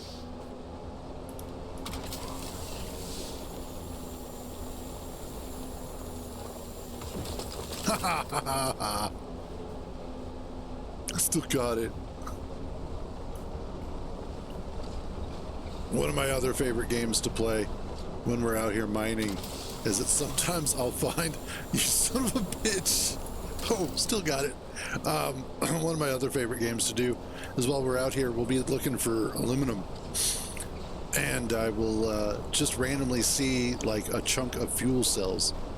And so try and snag them if at all possible. Oh, no, that's just a rock. Never mind.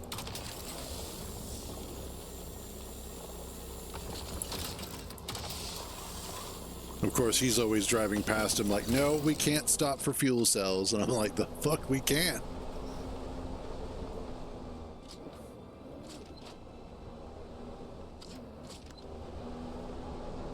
Okay. I'd say we're doing pretty good.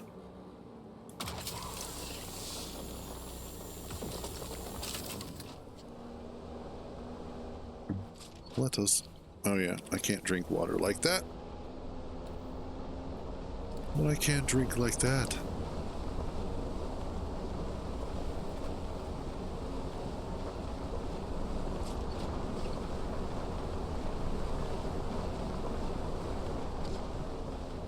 Yay.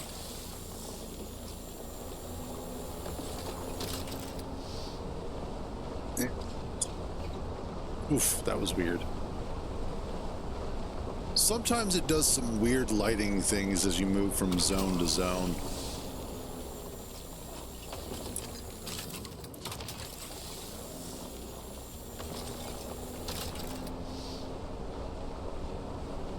Maybe?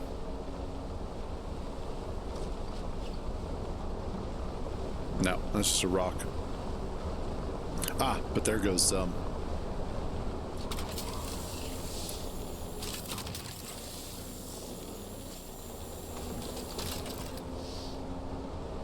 All right.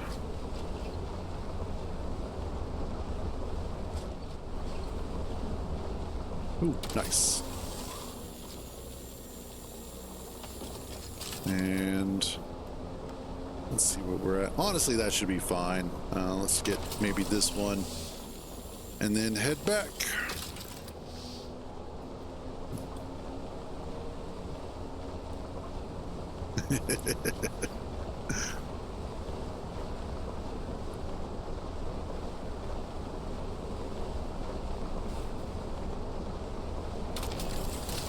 Almost got it. Oh, vehicle inventory is what, full? Oh, I guess it is full. I'll be damned. Ooh. All right, thank you for the follow there, Olivia Lilly. Much appreciated. How you doing today?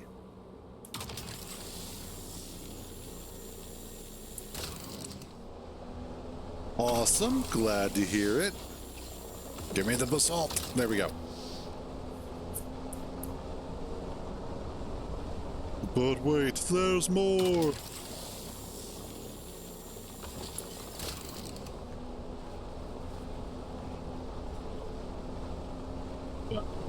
I mean, I could complain about a lot of things personally. That's really my second job, is being able to complain. It's a full-time job. I don't have any off hours, no vacation, don't even get paid. See, I'm already complaining.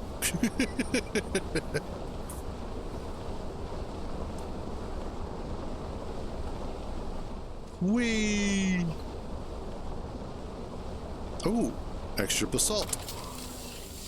Come here. Give me this.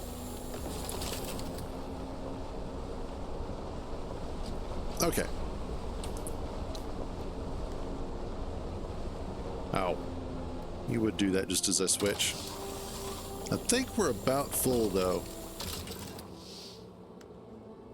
Oh, you moved everything. Oh, you you moved everything out of your inventory. All right. I see how it is. Oh, and there's the other one. It kind of does, actually, now that you mention it. But then again, deserts in general all tend to kind of look alike. I mean, it's sand and it's rock.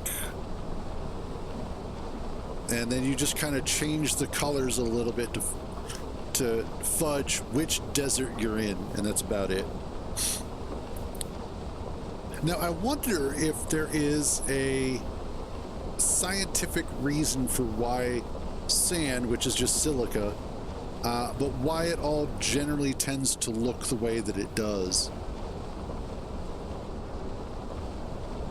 I'm sure you could, you know, send a TikTok to Hank Green and he'd be more than happy to answer that. Or he already has, for all I know.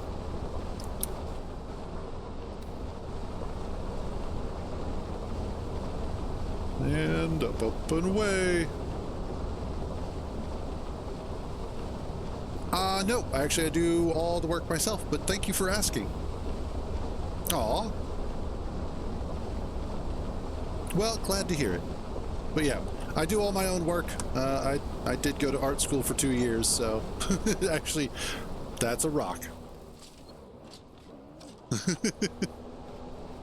You're actually kind of a breath of fresh air, considering most others are just bots that are constantly like, hey, I'm going to spam stuff now. So, thank you for at least having the decency to ask.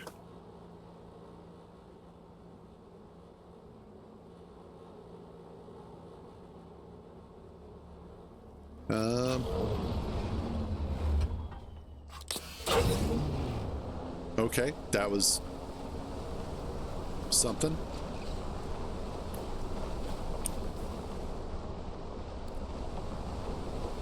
A little bit more that way. Yep.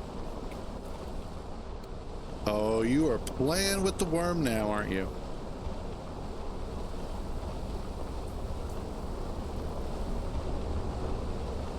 Yay, War of Assassins. Of course, the funny thing is, the War of Assassins, just by the sound of it, makes it sound like a whole bunch of assassins are fighting each other. The reality is that it's actually supposed to be a whole bunch of assassins fighting you.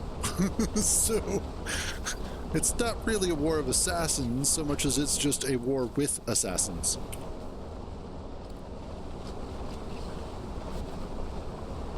Oh, okay, good. I thought we were about to you know, beat of our own drum kind of thing. Not that that's never stopped him before. We doot. And coming up on Home Sweet Home. Oh, you son. Oh, you know what you're doing. You son of a bitch. You bastard.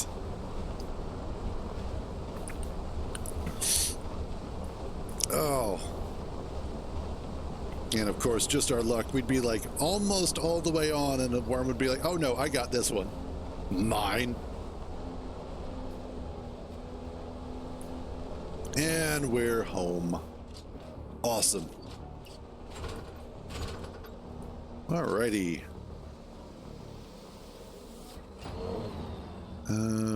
You, what do you have in you? Mostly stone.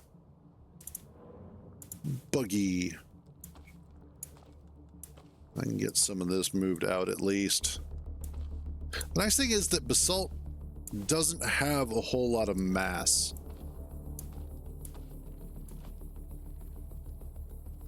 Oh, wow. Okay, you have more spaces. And there we go. Buggy is now empty. Let's go see what this is working on down here. Oh, awesome. We are finished. I can do 27 times 250 is a number, at least. So let's do 250 times 10 would be 2,500. So let's, hell, just craft it all.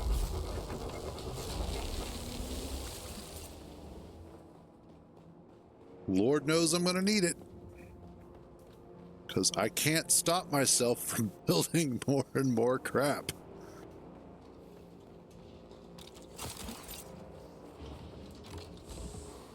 Okay, so what I was working on earlier, it can be like you start getting into the habit of building.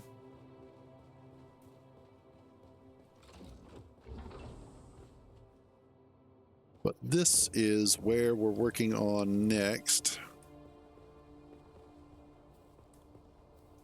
And I'm wondering if maybe what I should do is go ahead and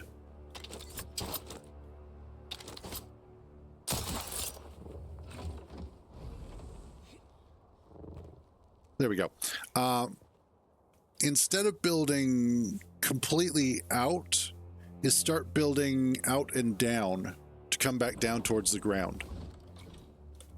So start building it right there is not a good space or spot to demonstrate,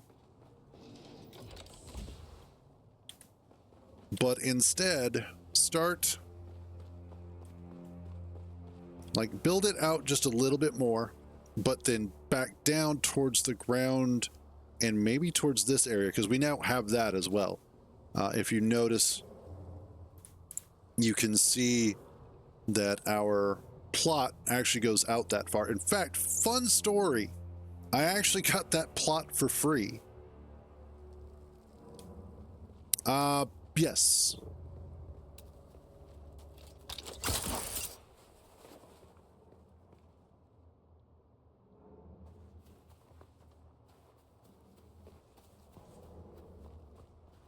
Maybe.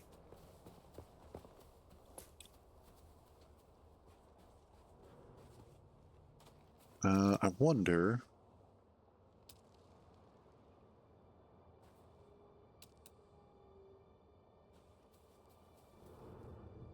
Oh, it won't let me snap to. Yeah, it won't let me snap to any of these. Weird. Anyway, we'll just do that. And go hide in the shadow real quick. Actually, that kind of works out. Just sneak up under here real quick and hide in this. And it's water sealed, so if a storm is coming, you just hide up under here.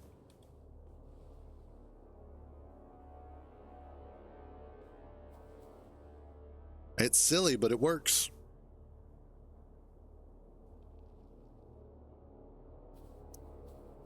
Okay. And then, yeah, I won't be able to do. I can do that. But you won't let me do anything else. That's fine. Okay. So what I want to do now. Oh, so as I was mentioning, whenever you go to expand your claim, because you get a little cube and that's your claim, but you can make claim stakes to extend it. And what it does is oh my God, you're going to just drive me nuts. I swear to God, he's an adult that acts like a 12-year-old, or a 12-year-old that acts like I can't tell the difference sometimes. But whenever you go to put down a claim stake, it puts down this little like holographic spinny ball thing that'll sit there for about 15 minutes claiming that position. And then once it's complete, the claim stake is supposed to go away. Well, I placed 2 of them last night so that I could get this spot over here and this spot here. Both of them finished, but as I was over here building, I was hearing the claim stake on this claim still going. So I walk over to it, and there it was. It had finished. I had claimed this spot, but the item was still there, so I picked it up. I walked over to this third claim over here, and I put it down, and it went to work. So basically, I got a third claim out of it for free. I was like, all right, I'm not going to argue with those results. But let's see. Oh, yeah, that's right. I was working on getting...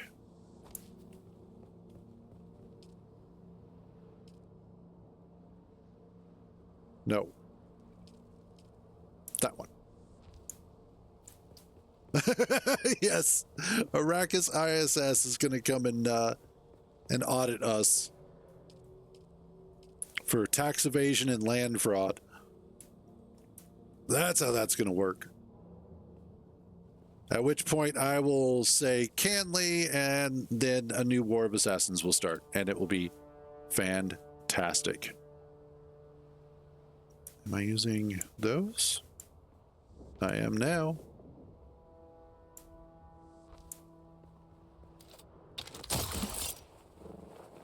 No, I'm using the other floors. Okay.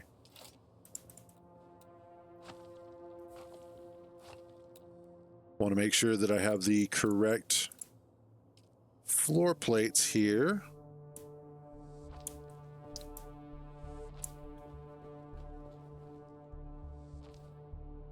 I like matching things. And the nice thing is that I have this whole area under here that I can use for sticking stuff if I need to. Find a way to get under here and then just be able to utilize it. And actually, this gives me an idea.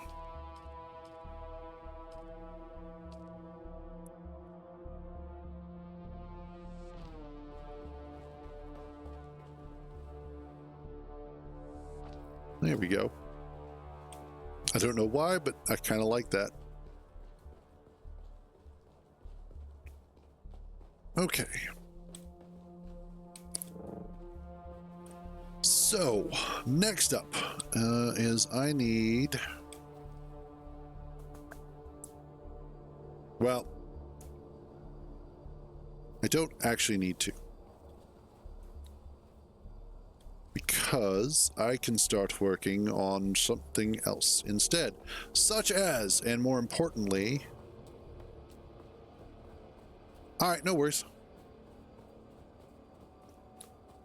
But I can go ahead and start working on doing some mission stuff that I have been neglecting because I've been wanting to build a whole lot. But now that I have more of the base kind of in order, and it doesn't feel like it's just a whole bunch of stuff thrown into the hangar because it has space, I can actually start working on the more important things. So, what I shall do is, let's see what our inventory looks like. Not too shabby. Swap that out. We're a little heavy on items, but that's okay. Oh, also, the death stills. Okay, so that one just got started. That one just, okay, cool.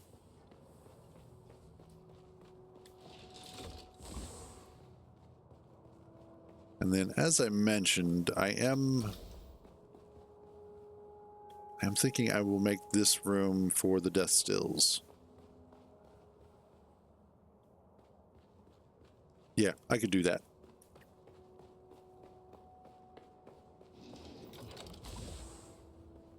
Right.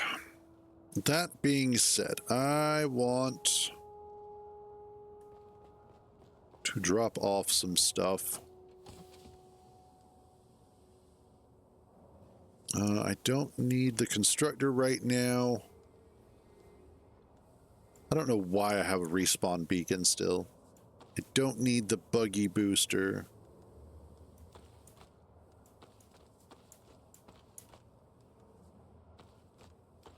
I know I have those things, although technically I don't need them. I'm probably going to want to recycle a couple of these. Actually, I should recycle a couple of those. They're getting a little beat up there.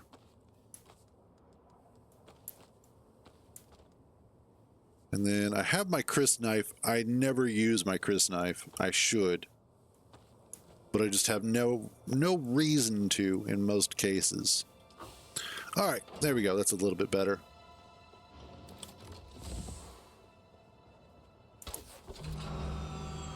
All right, so as far as missions go, we have a few that we can look at. The first one is one over here at this downed ship. I think we'll go ahead and do that. That is the checking the post.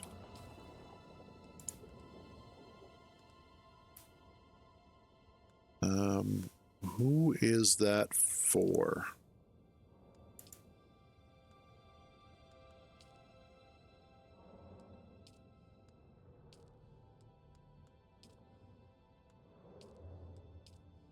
Oh, yeah, who is...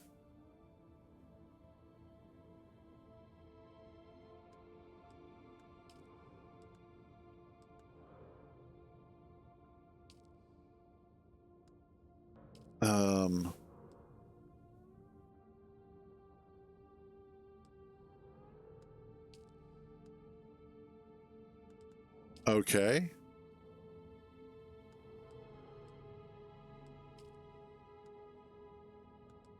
Oh, okay, it's this one, checking the post. It's Swordmaster Basics. Okay. It's for the Swordmaster.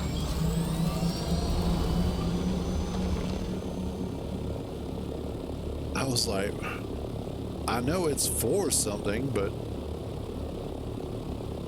in fact, let's go ahead and you and track. Okay. That's just right. Honestly, I don't know why I'm getting that much altitude. It's just right here.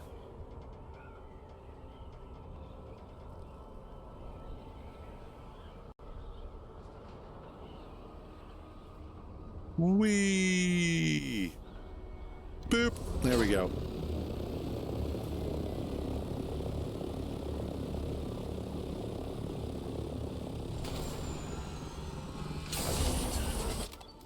And time to go to work, boys.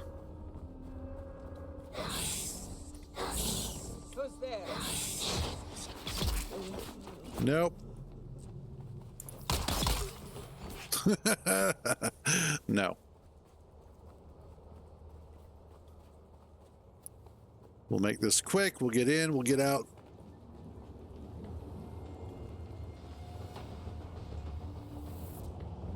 I just need to complete the mission side of things.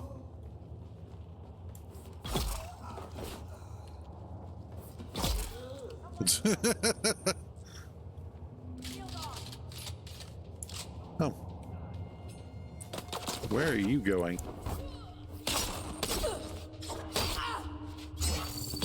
Yeah, you're dead.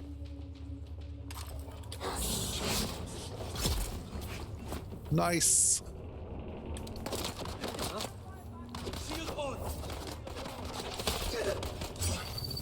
Nope. Oh, nope. Ow. Okay, now you guys are starting to irritate me.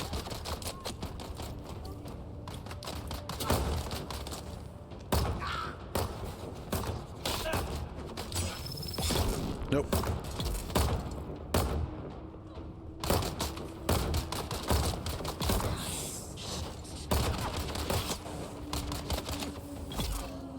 Nope.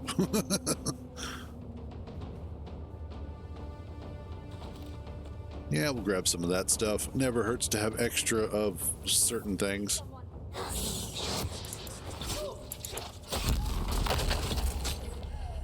No. Except for that stuff. Don't need all that. What am I looking for? What's behind door number 1, apparently? Oh.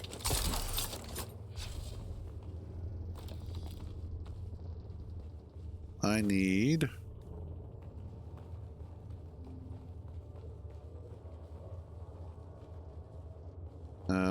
oh, and there's radiation in here. Okay. Is there the... As funny as I actually do have a hazmat suit. So I could put that on and be able to walk through that. But let's go open this. I saw that there was a door over here, so we're going to go ahead and open that up. That's probably important.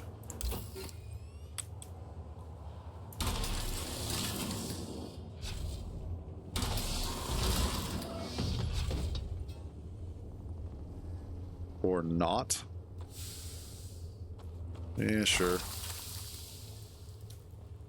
Okay.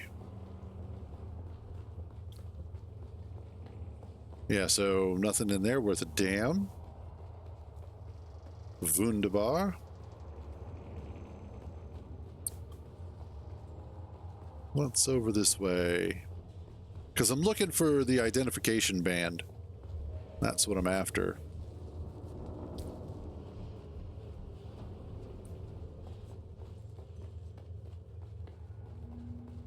Radiation this way.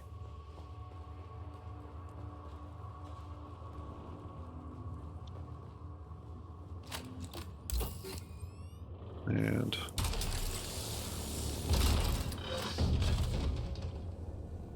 more loot.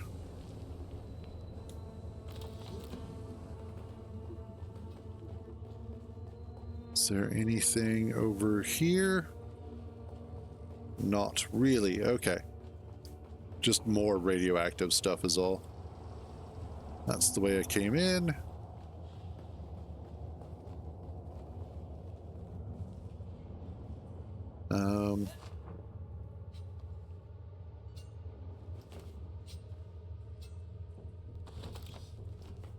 What's... Usually it's a little bit easier to see where the identification bands are at. They kind of stand out.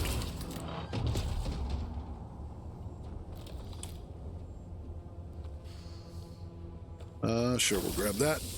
Oh, Kirab have heavy head wrap.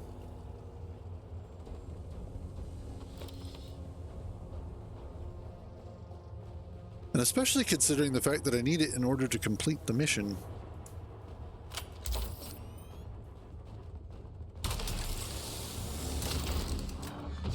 Aha! Here it is.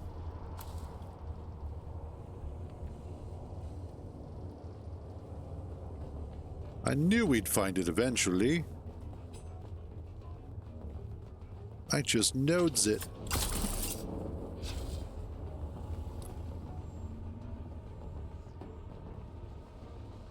What's back here? Nothing there. How about this way? Try and explore as much of this as possible ahead of time. Okay. So that's in towards the radiation. So it looks like this all is... Someone here. Reveal yourself. Back the enemy. I need reinforcements.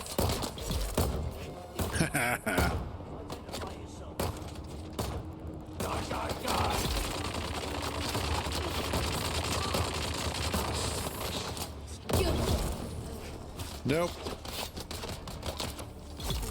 Nope. Just stop.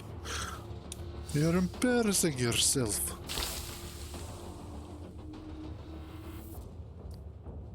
Okay, so there should be another identification band around here somewhere, as there's another door. Or nope, it opened up. Okay, so as long as you kill the last person, that's all you need. Cool. And ooh, let's check out the fat loots. Legion tattoo. That's funny. Okay, so that we'll grab those and that. Cool. Damn it.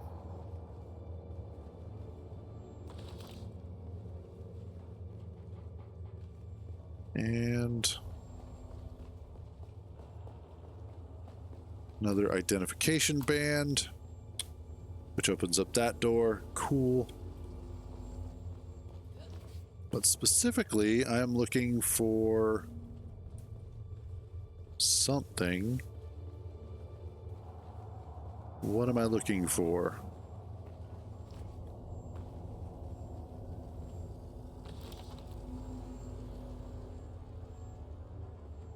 Oh, I'm closing in on it. Okay, so that's probably why I have to go through this pentashield.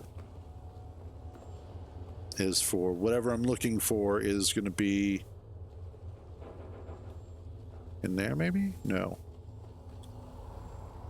Ah, in here. That's what I was looking for. It's a good thing I didn't run away. And then this just leads out. Cool.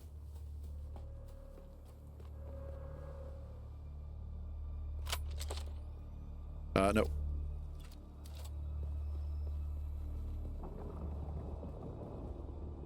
Yeah, we're not doing that.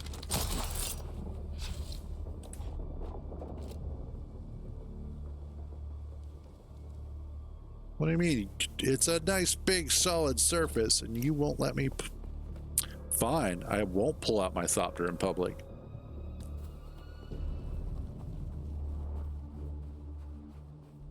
Let's just pull it out here.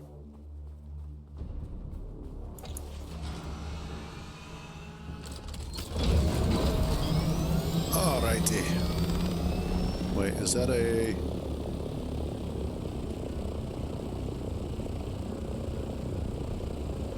That is indeed a storm.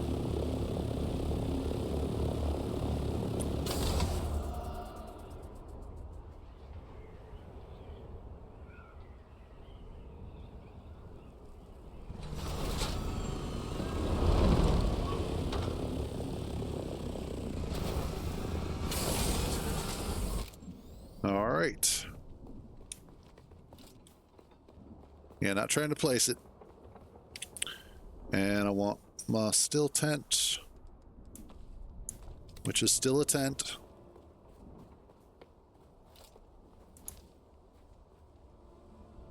And then we'll check to see what the... Oh, never mind. It's it's not even coming anywhere close. It's down here wiping out the poor noobs.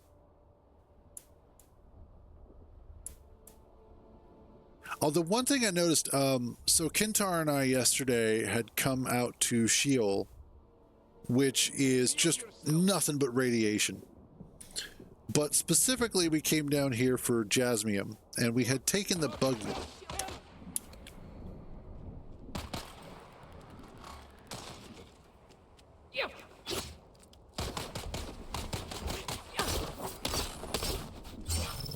And one of the things that we noticed is it didn't seem like the buggy on open sand in Sheol was actually bothering the worms.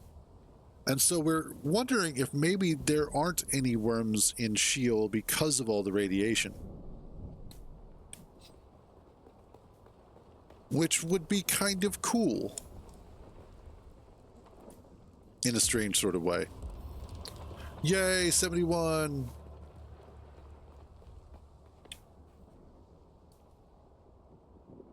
Alright, yeah, let's pick up the still tent.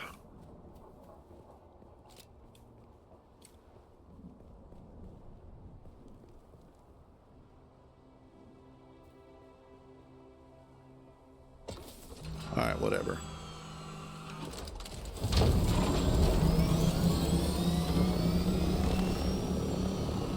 And we are going this way.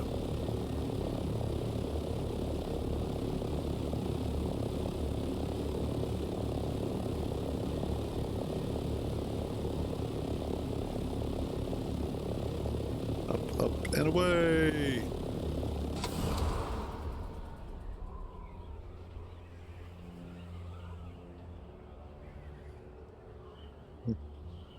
So it looks like I'm going to an Imperial testing station. I think I've been to this one. I don't know yet.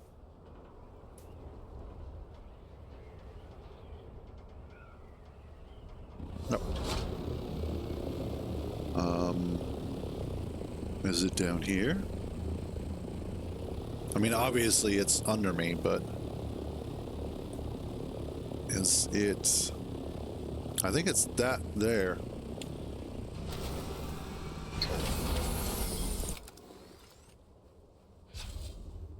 All right, let's go. Oh, there's probably intel here. Let's check first.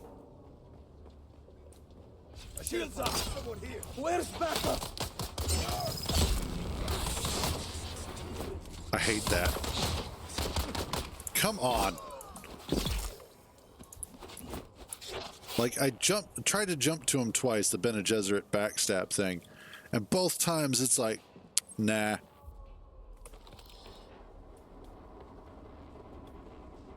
Silly human, you can't do that. Oh yeah, here it is.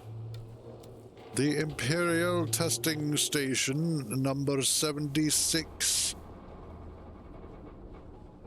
His Imperial Majesty's Marijuana Garden on Arrakis.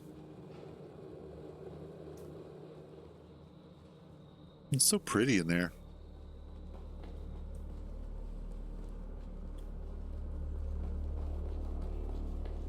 And... oh, okay.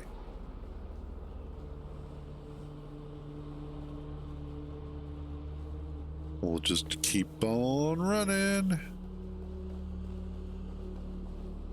You've arrived at Botanical Testing Station number 76.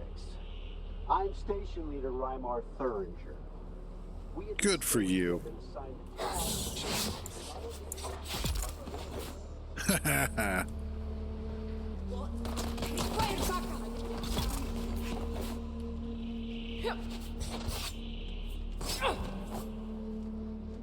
Come on. Gotcha. Doop, you're dead.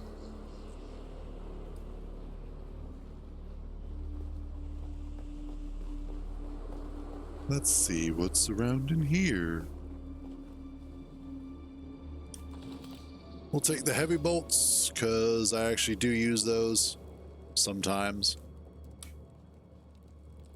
Mostly I use them, like whenever there's a sniper out there, I try and snipe them back just because it's easier than trying to close the gap. Sometimes. Ooh, what's in here?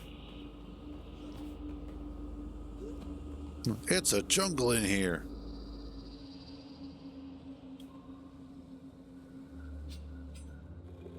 Oh, nothing worth a damn in there. I am surprised at just how good a lot of these areas wind up looking. Like they spent a lot of time and effort making the various testing stations and whatnot look like they have been overgrown. Oh, what are you? What's in you? Yes, complex machinery.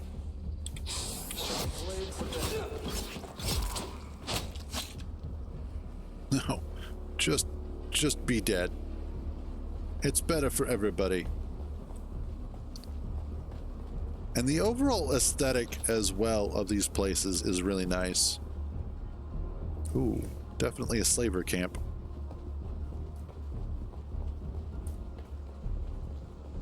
Although Kintar and I were talking about how the very first area, the opening tutorial area that you go through, that first cave, absolutely looks like they spent way more time on that than a lot of the rest of the game.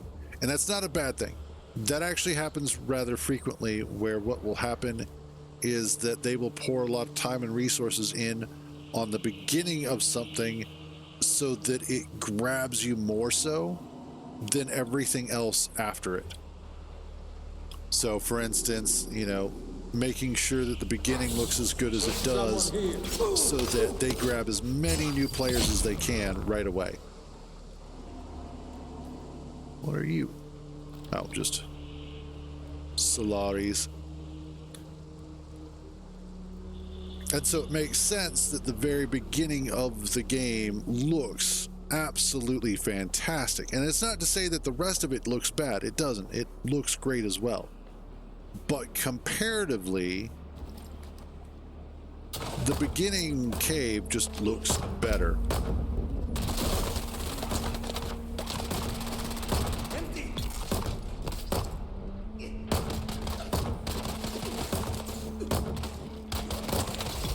That's enough out of you, and you. Oh, hey, water. Thank you.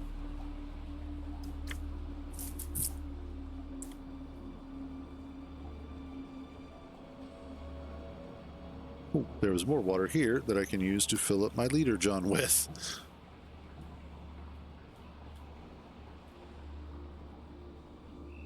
Is there anything over here?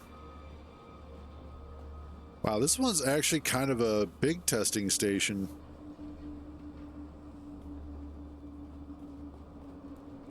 I'm up. A rather sprawling facility.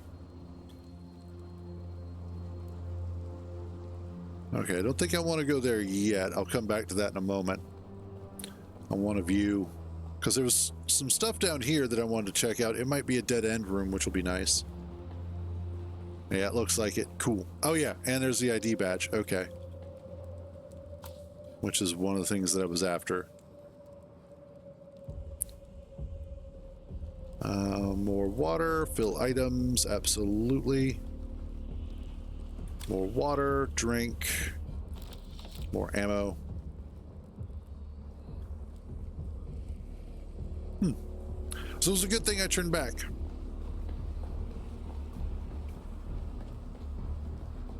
This one's kind of a, actually kind of a fun testing station with how big it is.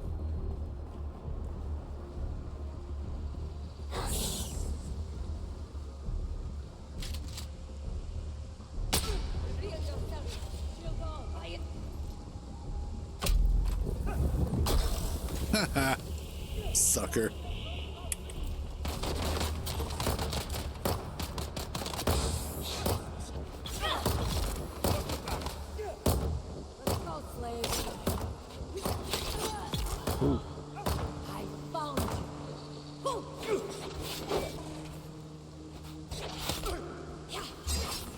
Shields up! Nope. Ow.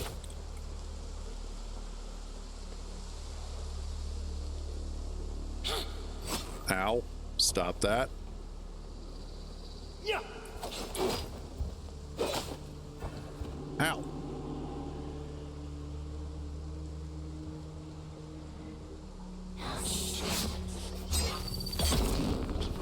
Nope, not this time.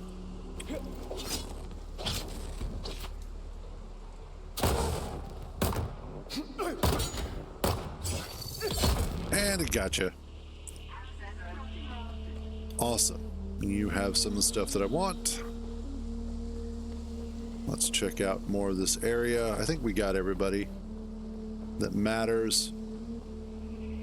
Some more water. There's obviously an ID band somewhere around here. Probably in here.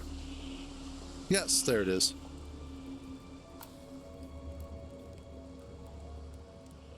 What's in you? What's in your wallet?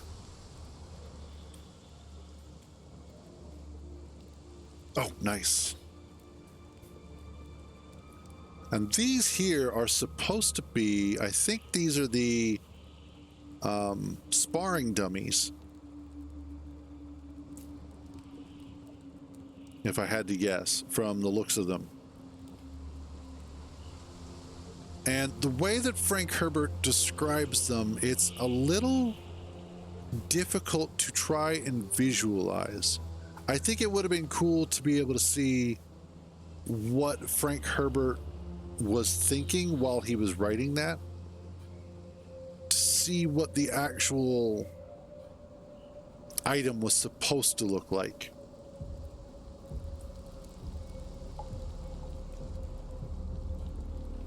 What's in here? Oh, looks like a buggy engine or something like that. Some more Serbox and stuff.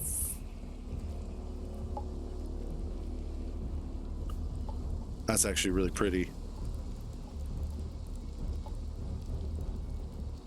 I like the way that the building set here utilizes light.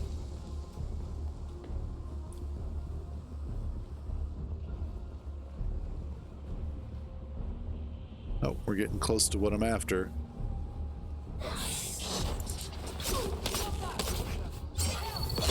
Nope.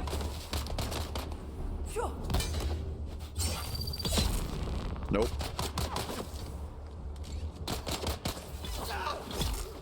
Nope. And you get to die, and you get to die, and you get to die.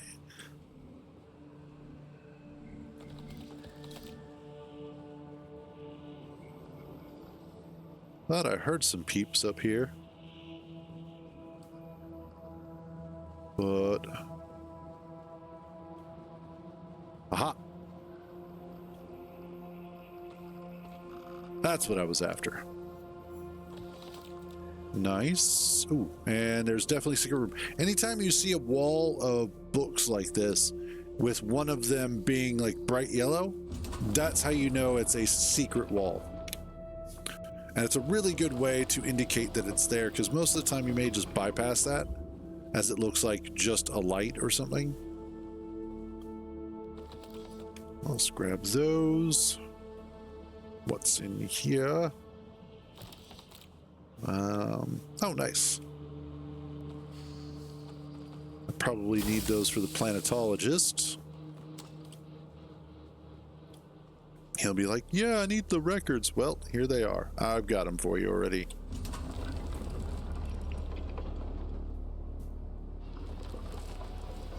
Open sesame.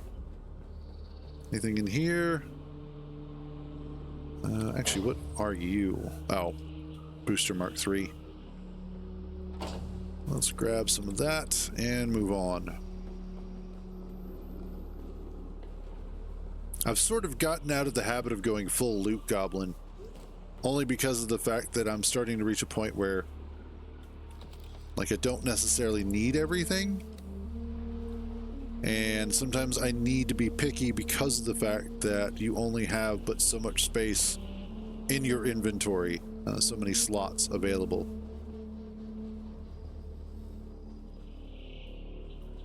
And so I'm having to make more Fremen decisions, if you will, about what it is that I'm bringing with me. What's important versus what isn't. Oh, Shazbot. Speaking of, don't need that.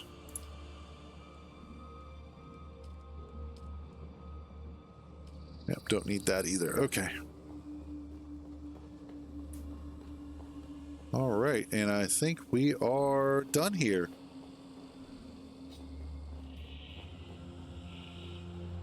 Now I just have to try and figure out how to get the hell out. Okay, here we go.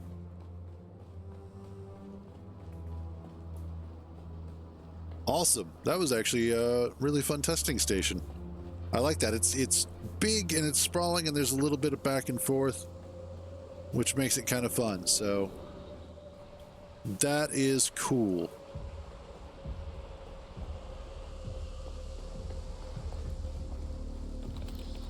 And it is interesting that there were complaints about the layout of some things. And how, some people were like, oh, everything is so cookie cutter. Did I go the wrong way? I might have.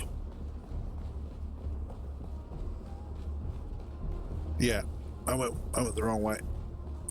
But there were complaints that things were cookie cutter. And it's like, yeah, they use the same tile sets. And then there are also the sort of bandit camps, if you will. Bandit camps.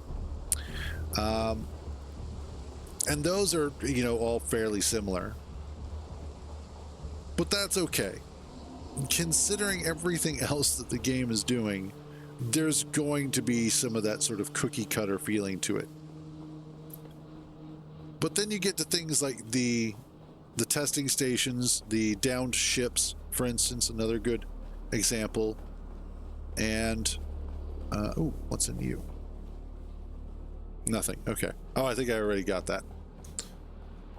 And, the tile set is the same, which makes sense. Like, there's one of the things that is mentioned in the Dune books about locations, and specifically like the testing stations, as well as the Fremen Sieches, is that they carved them out of rock with cutter rays. And so the idea that they have this sort of striped banding around the walls and stuff makes sense. And it adds to the aesthetic. It gives it a unique flavor that it otherwise wouldn't have. I have a feeling I am going back the wrong way again.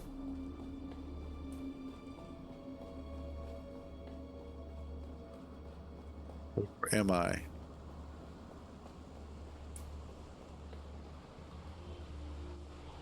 I am. God damn it. I will find my way out of here, I swear. I have plenty of water, so that's going to be okay. Okay, we come down here. Come through here.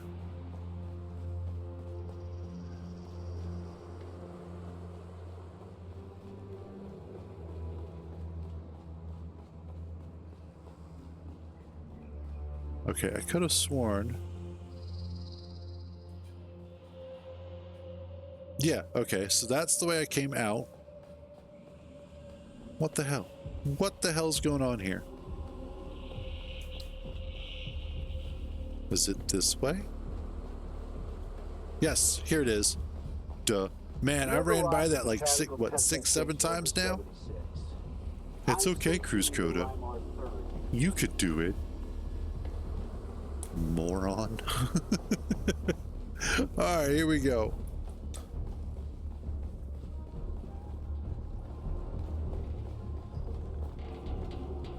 Ooh. Ow, I don't have any room for that.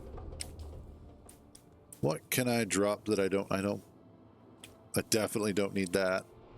I can also drop that. I'll take the calibrated Servox. I don't explicitly need them, but I don't not need them either.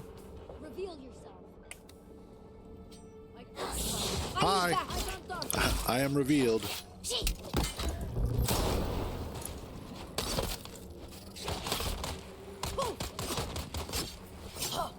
Oh. Empty.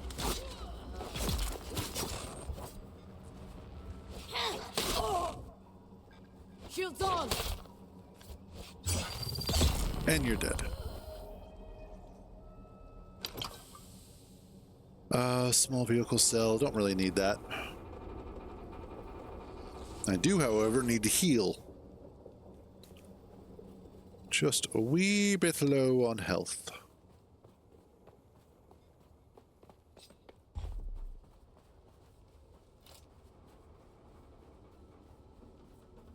As far as I know, you cannot. Well, not directly like that. Now, there are certain times where you may remove a wall or something, or a floor, and it may take out a chunk of the base as well, because it was acting as support for it. But that's really the only way you can actually damage your own base.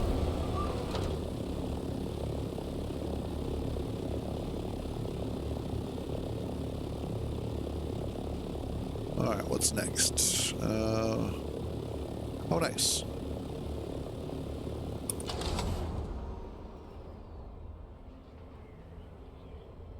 Yes, you could do that, actually. The only thing that you have to worry about at that point is just ammunition.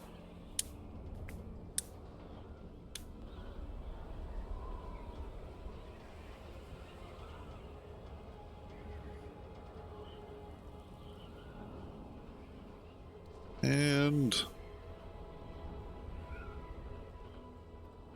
although if you're using the light darts, it's really not that big of a deal, because find those literally everywhere. I actually get in the habit of ignoring light darts because you fill up so quickly. And especially because I'm a primarily melee user. You have returned, Offwelder. I have.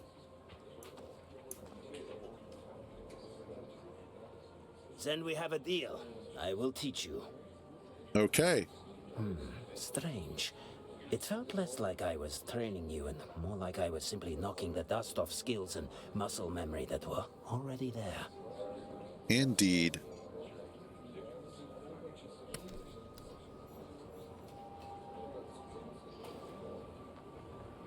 Alrighty.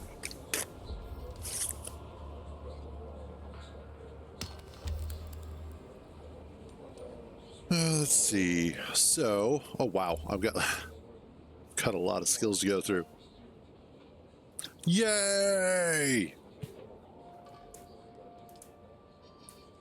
All right.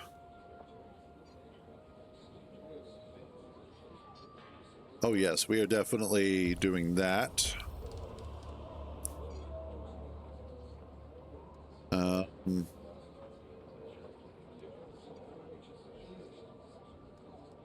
Let's see. We'll look at others later, but what I want to look at here is doot. I can, oh yes, I want you.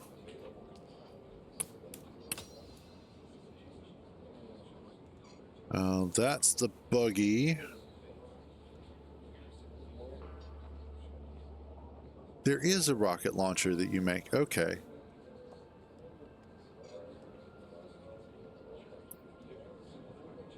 Buggy booster, buggy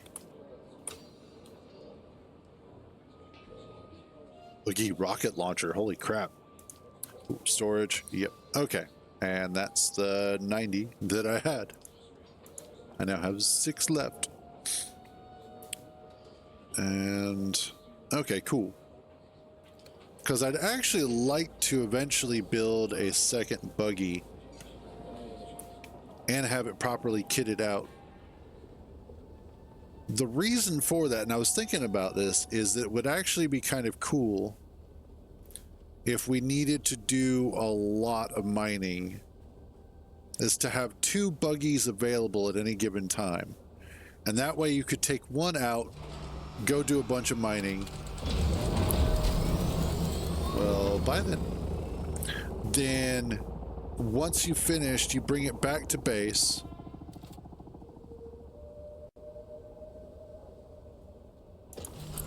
And then grab the second one and go do a bunch of mining. And then bring it back to base. And then you can just do the carry-all shuffle to get them to where you need to go. But I want to try something. I believe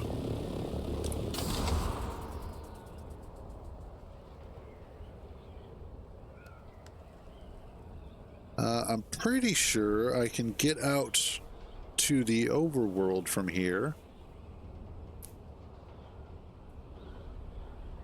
And specifically, I want to see about going to either Harco City or Arrakis. I want to actually see about Harco City, because apparently there's supposed to be a bank there that you could deposit your Solaris in. And I don't know if it's specifically a guild bank or if it's a personal bank or both. So we're going to find out. Plus, I haven't seen those cities yet, so it'll be completely new to me. We've only kind of ventured out into the deep desert a little bit.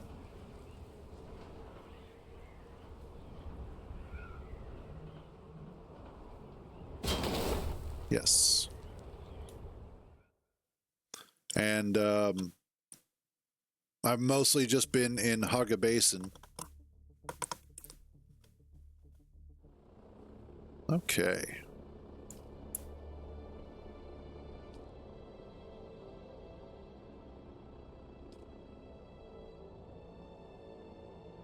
Oh, this is cool.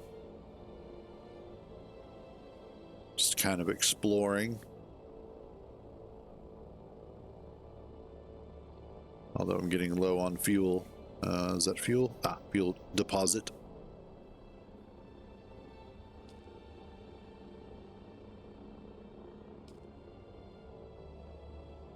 And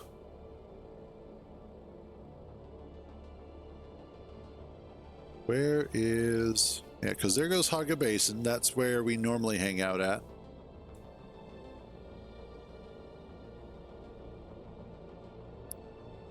I'm looking for Arrakis.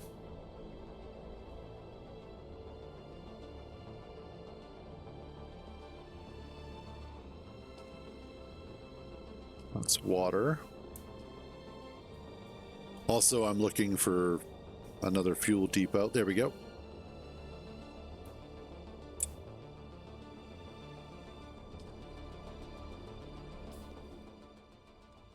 Arrakis. Okay, I see. Oh, I like that. So the deep desert is up this way. Haga Basin is where we were at. Arrakis is off to the east, and Harco is down south towards the pole. Okay, that's cool.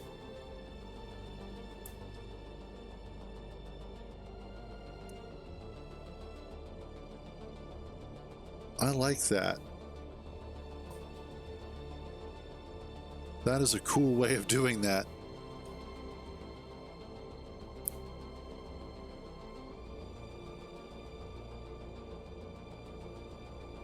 This is surprisingly well thought out. Yes, let's go to Arrakis.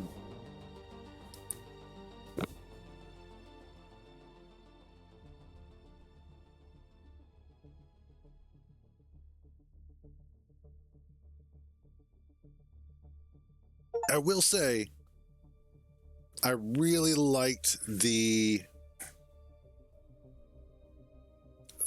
visual depiction of Arrakis in Denis Villeneuve's version of Dune. Oh, wow.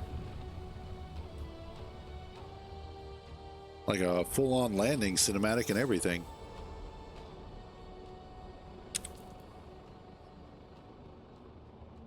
Oh, nice.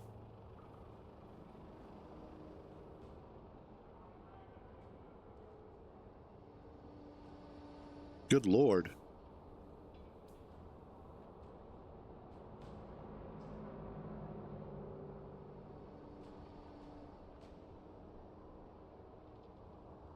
Okay. Interesting.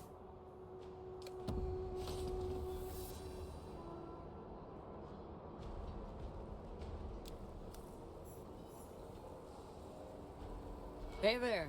What do you need? I would like to trade. Bigger buggy boot Mark III. Albatross wing module. Okay, interesting.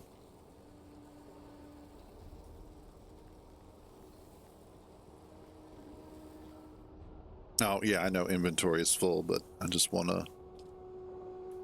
Oh, I could sell that for terrible price.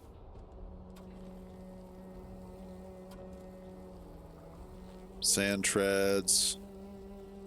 Engine. Okay, cool.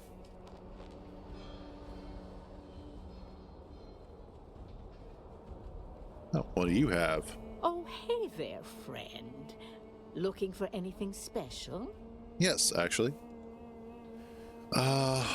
Usual sorts of stuff. Okay, cool.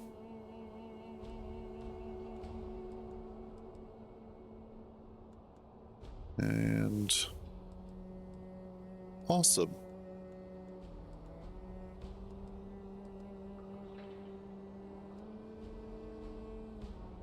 All right, cool. Cool. Welcome to O'Gary's. If you need it, we got it. And if we don't get it, we'll get it. Let's see. Oh, you have the Harkonnen stuff. Ooh.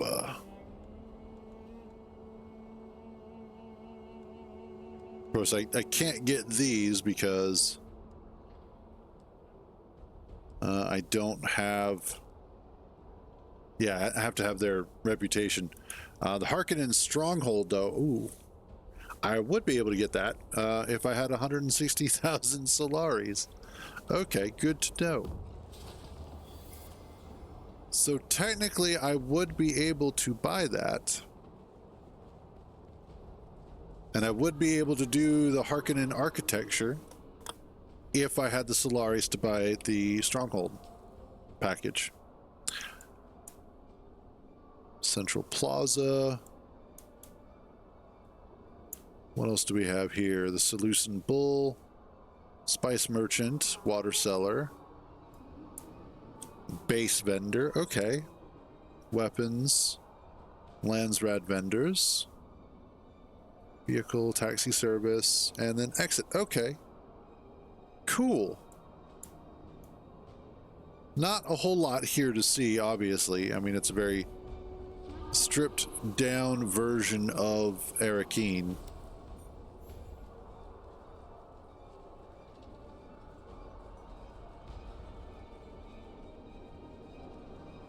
But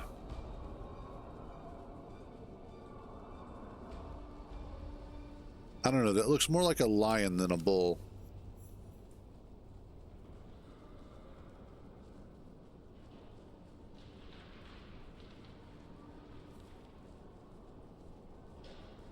What are you? Greetings. I trust I need no introduction. Oh, House Verota? Okay. Goodbye. Don't care.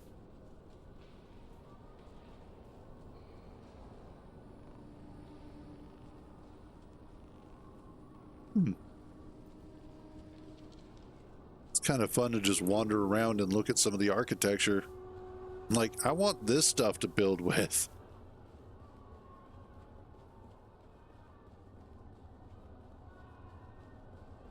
Well, this looks like a really comfortable seat.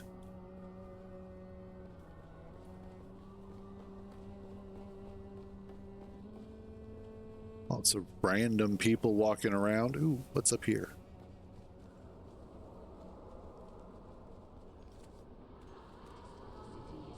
Nice. Okay, I see where we're at. Cool. And then what's up this way? Holy. That looks amazing.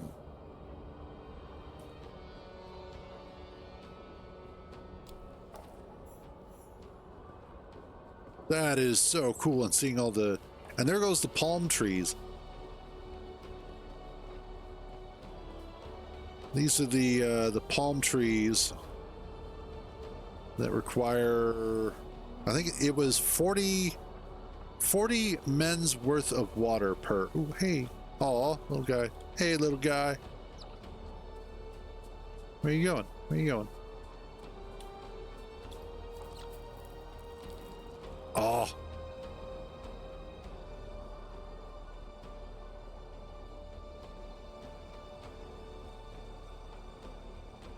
This is cool. Ooh. Is that a tonk? That is a tonk. I want one. I want one of these. That looks badass. What are you? You strike me as someone with something to offer the great House Wallach. Oh, House Wallach. Okay. That's one of the Carino houses. My name is Vera Vogel. I proudly serve the needs of the Landsrad envoys of House Wallach here on Arrakis. Awesome. I'd ask you to tell me about yourself, but I'm already learning a great deal about you as we speak. Well, not as such, but you have a good eye. I received some training from a Bene Gesserit. Because I'm trying to remember, House I think... Wallach enjoys a close relationship with the Sisterhood. Many find our association with the Bene Gesserit to be mysterious, and far be it from me to spoil such mystique. I know it's in the second... Is it the second book? Yeah, it's book 2 of Dune. What is it? Dune Heretic? I think. But anyway, it's the one where... Aw. But I want to go inside. But essentially, the second book has to deal with the aftermath of Paul Atreides coming to power and how the certain individuals within former enemies are plotting against him, and new enemies. Specifically, you have Ixians who are plotting with what is her name? Wencesia Carino of House Carino, which was the house that Shaddam IV was the part of, and he was the former emperor before Paul took over after the rebellion. God, I'm such a nerd about it. It's amazing the stuff that I remember about Dune. But it's just one of those things that I've really enjoyed that series of books quite a bit. But after the fall of Shaddam IV, his oldest, I think it's his oldest daughter, Wencesia, winds up working with the Spacing Guild, the Bene Gesserit, and the Ixian face dancers. A specific face dancer named, what is his name? Shoot. It'll probably come to me later. but they are all working together in order to attempt either a coup or an assassination of Paul Atreides. Let's actually head back to Haga Basin.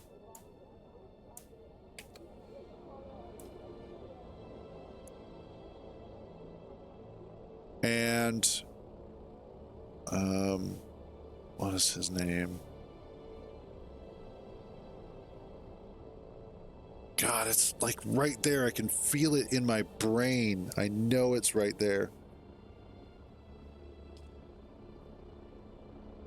But anyway, the Ixians are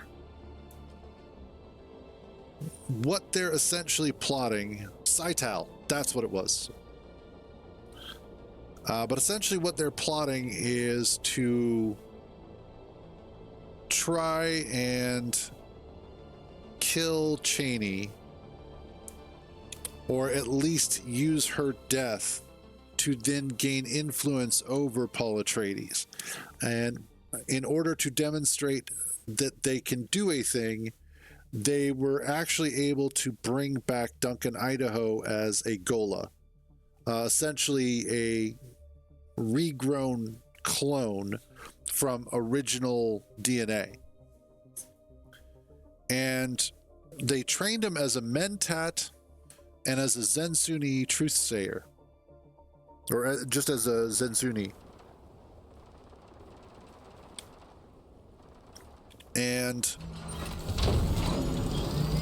because of that, they put, or they use a certain type of emotional leverage and triggering mechanism in Duncan Idaho that forces his old memories to come back.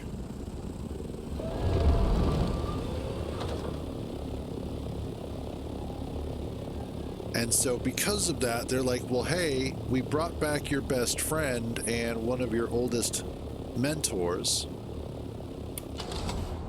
We can do this thing. So obviously now that your wife is dying and or dead, we can bring her back. Because if there's anything that Paul absolutely 100% loves, it is Chani. Like, you can be 100% sure of that. He loves Chani. And I really, it irked the shit out of me the way that they treated Chani as a character in Denis Villeneuve's version of Dune.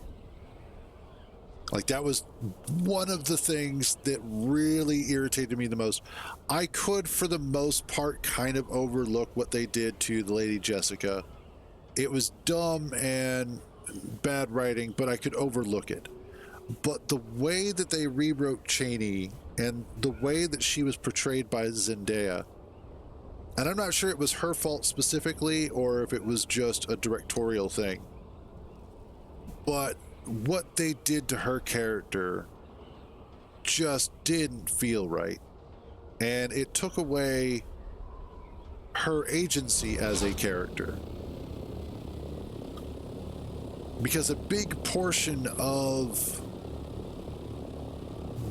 Dune as a story and as the characters themselves was the love that Paul and Chani actually shared. That was one of the defining things about them.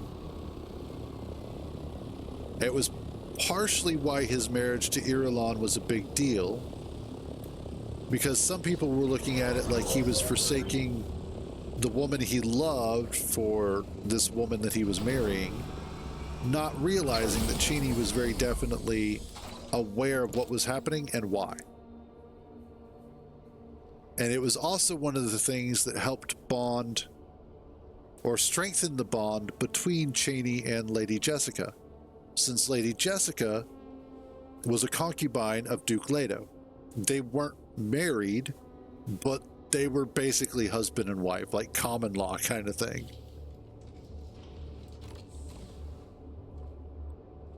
God, I'm such a dork. Anyway, so that is... And that brings me around to one of the things that I would like to see, and I hope story-wise I get further into it and get to discover if that's the case. But in an alternate timeline, what I would like to see is that instead of Paul being born first, it's Alia who's born first. Because she would have been betrothed to Fade Routha of House Harkonnen. And then from their breeding, the Bene Gesserit Sisterhood would have had the Kwisatz Haderach at the correct generational moment. Because Paul wasn't actually supposed to be born. The Sisterhood told Lady Jessica that she was only supposed to bear a daughter, not a son. And of course, Lady Jessica, out of love for Duke Leto, said, nope, I'm giving him a boy. And that's why Paul became the Kwisatz Haderach, even though he wasn't technically a full one. It's, you know, the story is a little bit muddled if you're not paying attention to it, because you're like, but he had all these powers. It's like he had all of those powers, but he also still had a certain human frailness, if you will.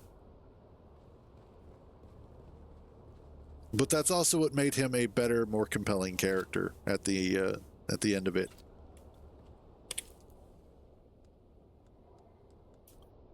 When you realize you know way too much about something, and you're just like, I will now talk about this for an hour. All right, let's go drop off our crap.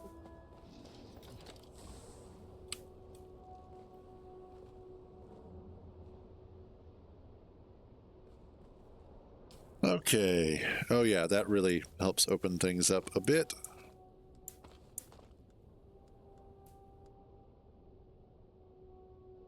Absolutely occupational hazard. I can go ahead and... That's the standard...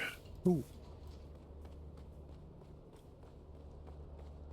Kind of thinking that I might want to move the recycling station and the repair bay into the production room.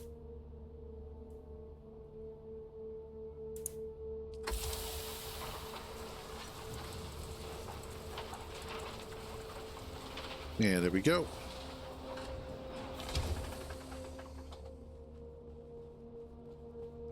However, it's about lunchtime, so I'm going to take a short break. I'm going to go grab myself some food. I'm getting a little bit hungry here. Let's see if we can find a decent spot to just kind of sit and chill. I know. Oh.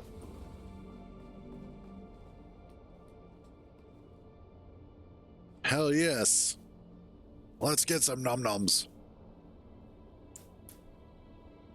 And I shall be back in just a few. Doot.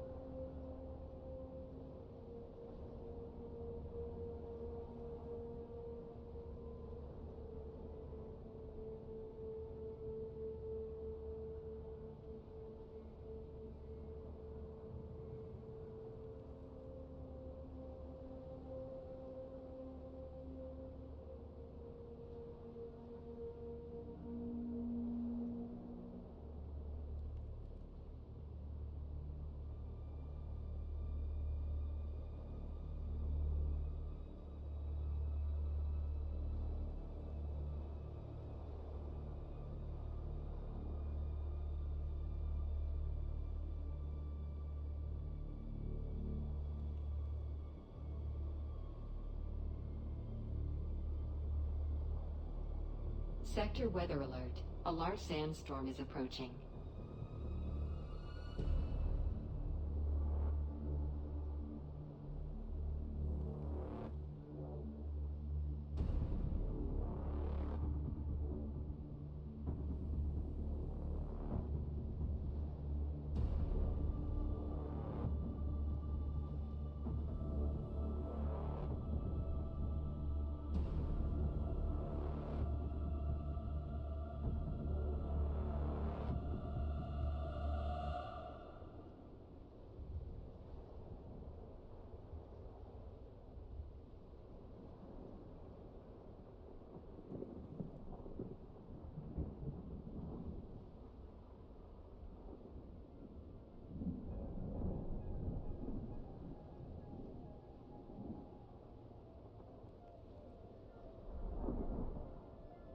Sector weather alert. A large sandstorm is approaching.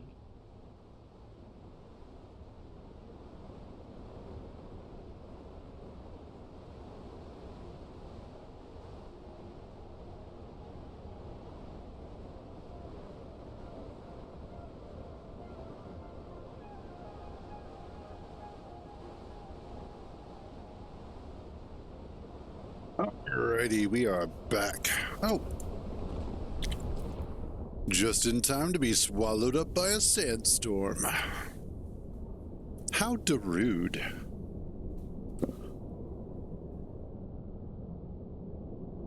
Okay.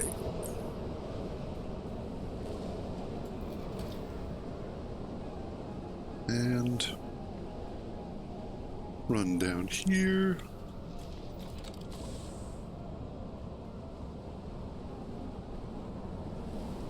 Nice. Thank you. Got my balls of meat.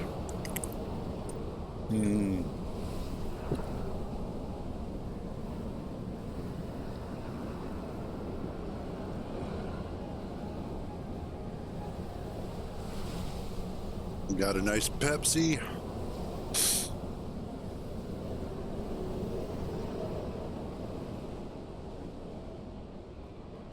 All is right with the world.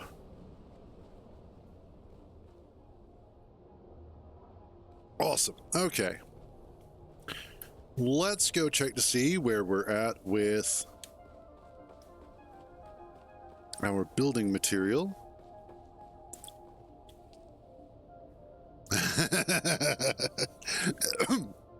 And it's funny. Excuse me. It's funny too, because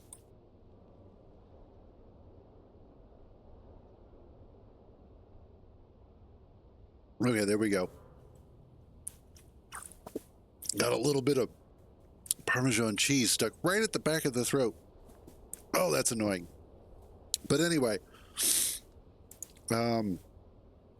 let's see. We could probably do some more I think we need more aluminum, so let's get that started. Yeah, it's water that we're always running out of. Probably need to go grab get some more bodies for water purposes. Let's double check. Yeah, yep, we need, oh, we've already got a couple here. Cool. Deposit corpse. Yeah, well, it depends on who's telling the joke. There we go. Okay.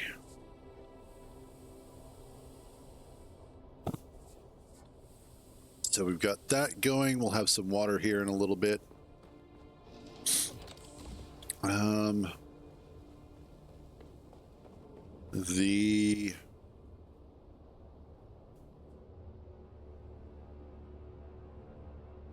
Wanted to, oh yeah. I actually took it off of me. Wait, what? That's weird.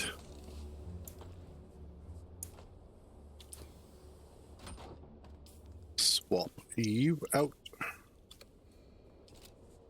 There we go. Okay. I now have 817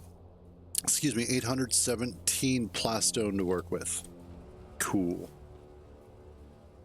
So a little bit more in our inventory.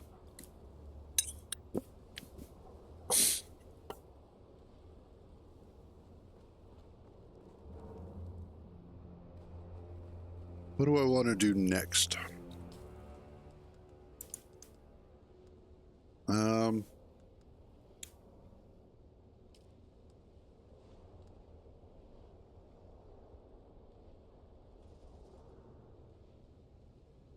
I was just at Arrakis. Damn it. All right, we'll do that later. I could do that one.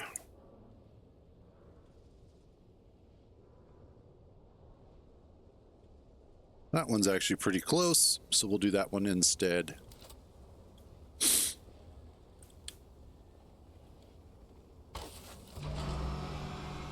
There we go. And where are you going to be at? Over there. Cool. Actually, give me a second.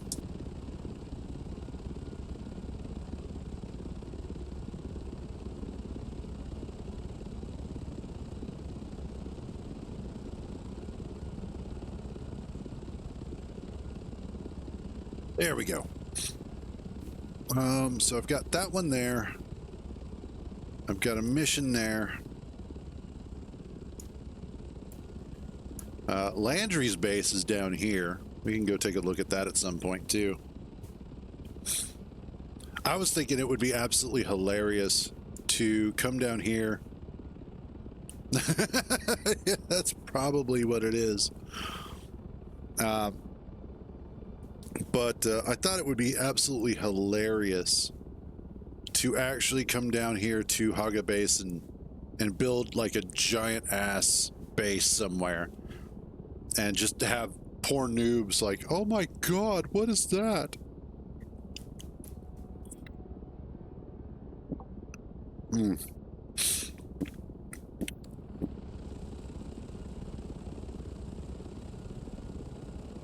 Okay.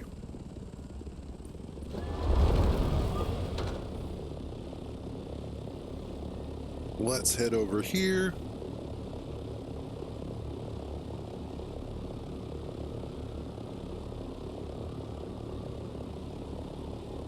Oh, it looks like it's moved.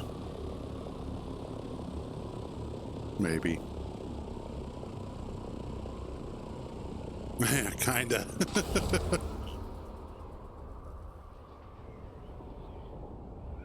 Let's...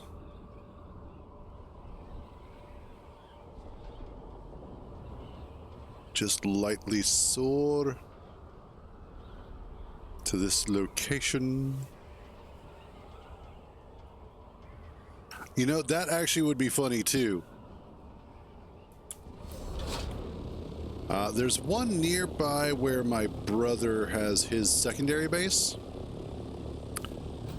that we were looking at, and it's kind of like that as well. It has a large, empty, like absolutely massive looking hangar. But don't know what the rest of it looks like inside. But it really does look like it's just one big empty box with like one thopter in it. And everything else is outside. I need to be down here.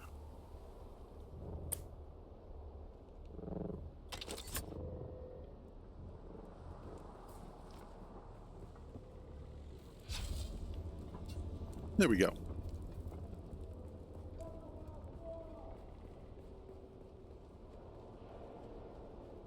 Now,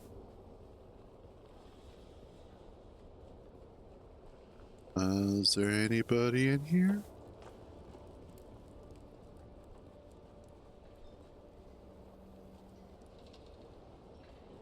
I feel like I've been in here before. Oh, you're above me.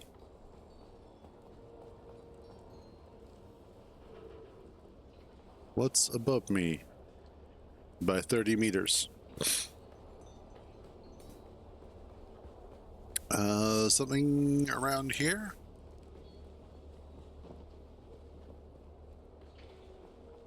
Oh, I see. There's more stuff here. More specifically, there's more stuff this way. Identify yourself.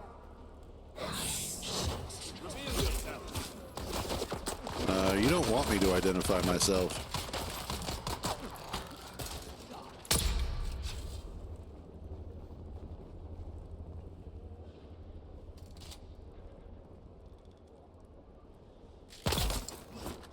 Wait, what? That was a huge amount of lag. Ow.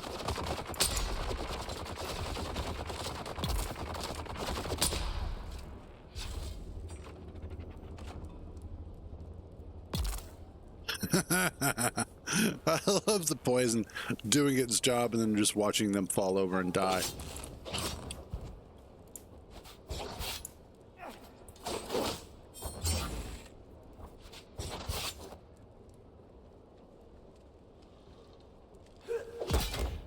Nope.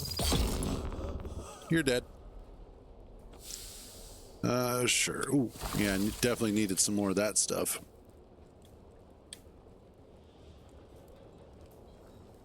And yes. Okay.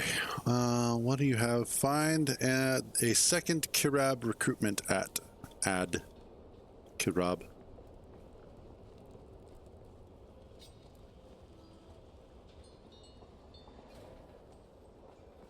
Which is probably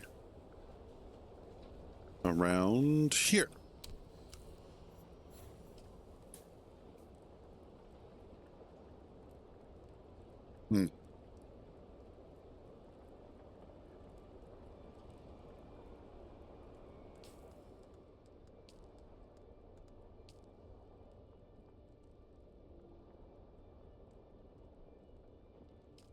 Okay.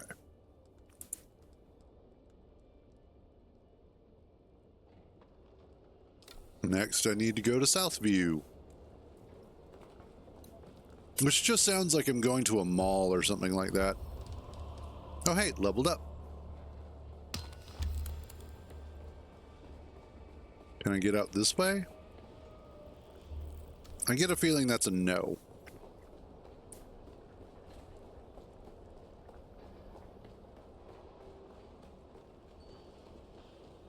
Oh. Get that so that we can check in here.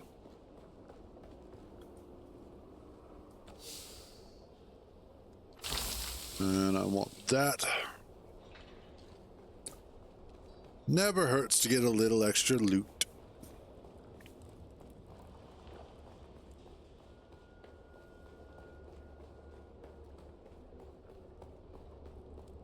Now I should...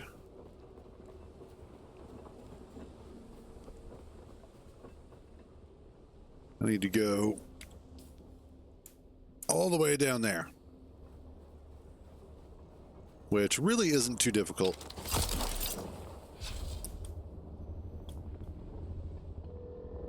Going up. There we go.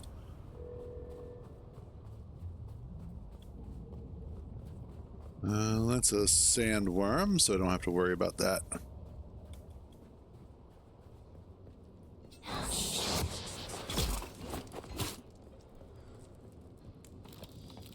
Yep, I'll just grab the Solaris. Well, that was the most useless launch ever.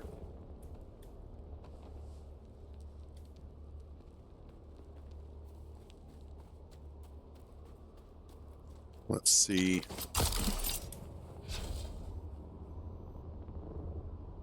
There we go.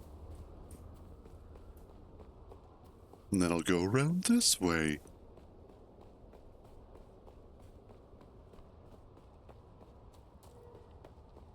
And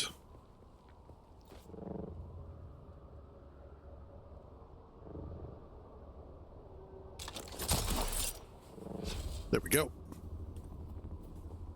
And we're getting closer. It looks like that's somebody's... I think that's somebody's base. Until you get close enough, it's sometimes hard to tell.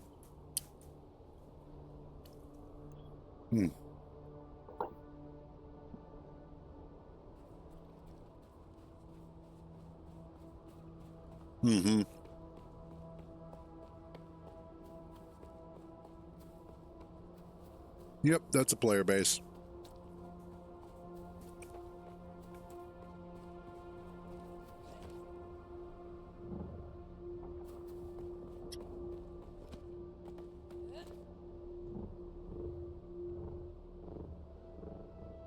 There we go.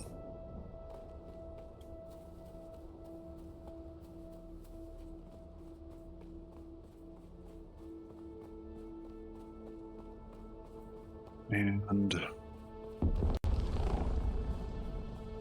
that sounded like a spice blow. Oh wow. Kintar and I actually found one yesterday that was literally like right next to our base. And what was really cool about it is we were actually getting ready to go out mining with the buggy when we saw what looked like spice on the surface of the sand, but it was bubbling instead of just laying there. And we're like, wait a minute, is this a pre-spice blow? And sure enough, it was. And all of a sudden, it just blew up. And we're like, holy shit, that was awesome. There's someone here. Identify as your murderer. Oh, nope. Nope.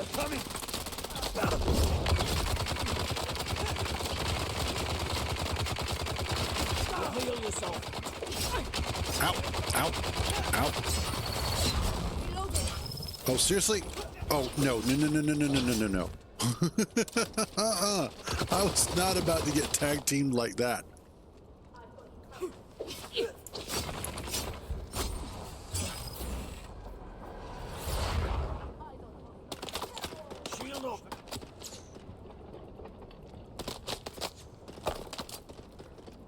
Okay, that's hilarious.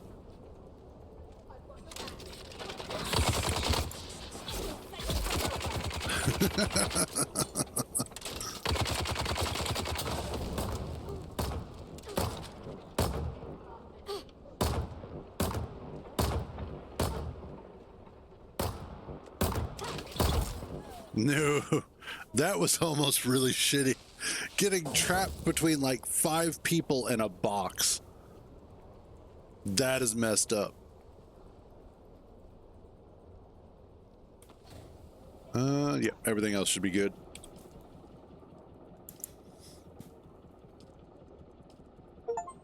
Awesome. Alrighty. Kirab. Oh, nice. And I leveled up. Even better.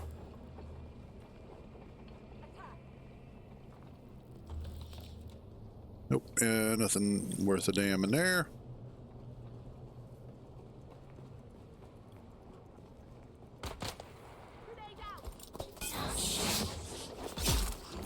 What good is a grenade when I appear behind you?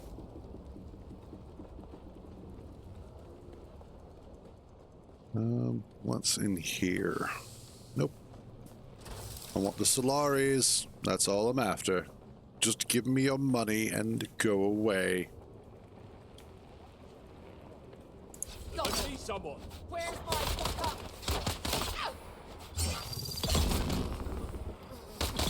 That's enough out of you, too.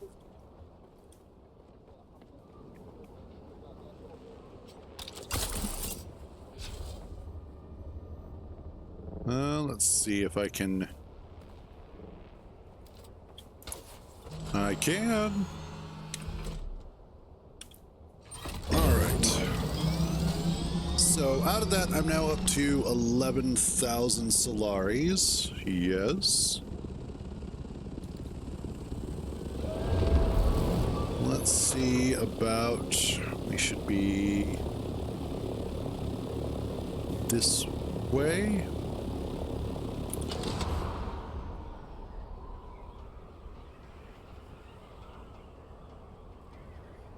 And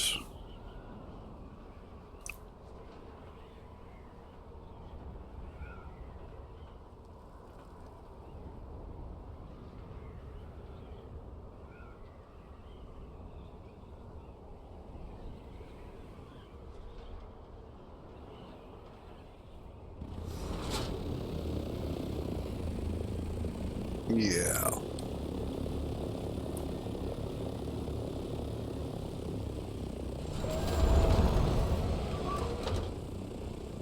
There we go.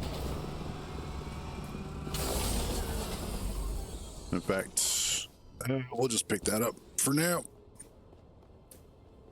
And we'll drop off our stuff.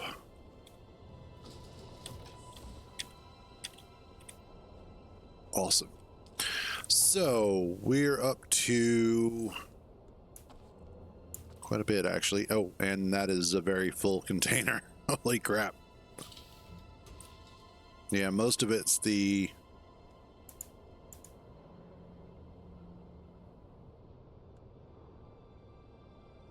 Yeah, most of it's the plastone. What I ought to do is make a container specifically for plastone and then move everything over into that.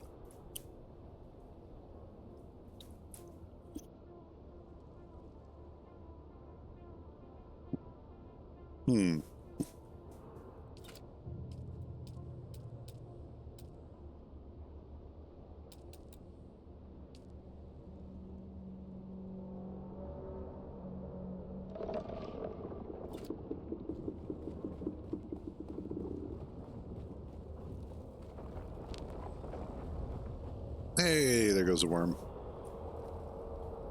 And there goes a Sardaukar.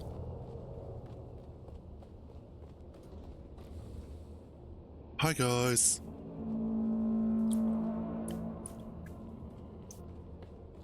I like how it kind of just drones and whatnot. Very easy to tell that they're showing up.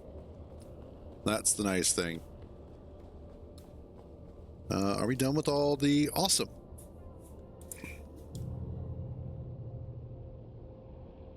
We have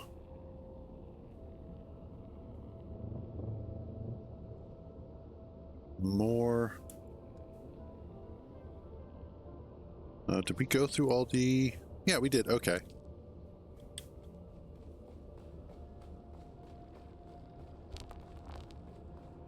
Making sure stuff gets done. This is also the other tunnel for getting into the base. Specifically for coming through here in the buggy. The only problem is that this stone keeps getting put here, and I don't know how to get rid of it permanently, or at least, you know, permanently, so that it's out of the way. Best we can do is just mine it periodically if we need to come through here, although we don't generally need to go out that way, so it's not too bad.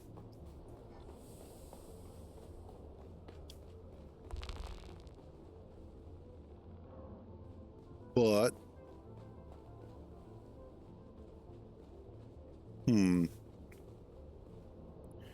I think I might have to use... Oh, he was already starting to get that set up. Okay. And that's the medium chemical refinery. And we just need silicone block for that. Can we make another what? Let's do another 60. At least.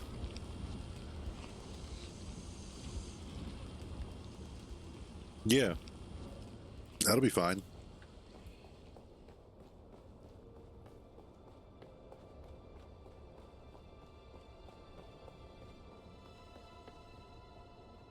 I like the fact that it does show you what somebody is working on if they leave the projection just laying around. Let's grab that and this, and we're going to go ahead and shove these into our production room just to get them off of the floor here. Yeah, I know, not enough support. I'm not trying to put you into this room. I'm trying to put you into this room.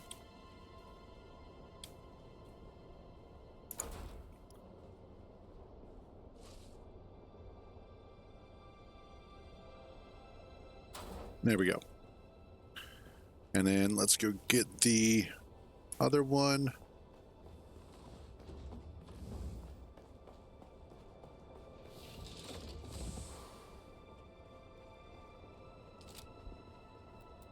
Move.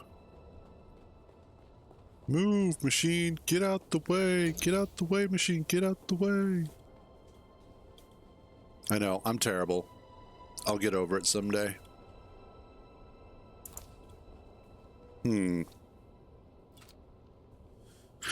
Not ideal. I think my best bet would actually be to move the desk. No, I will never really get over it. Let's be honest. If I haven't gotten it over it by now, I never will.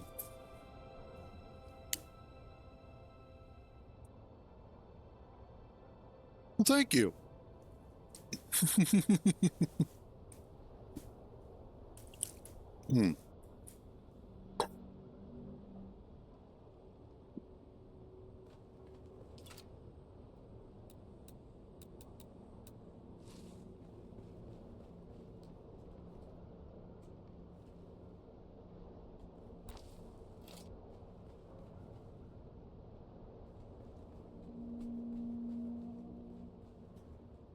Yeah, I guess that'll work.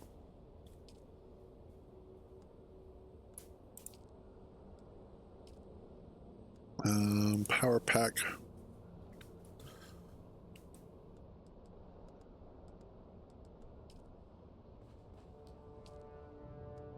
I can go ahead and recycle that. Okay.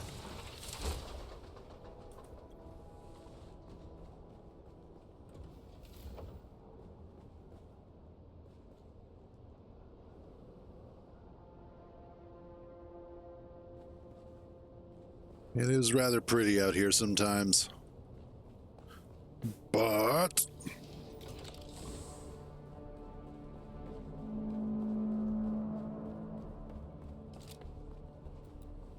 let's grab our other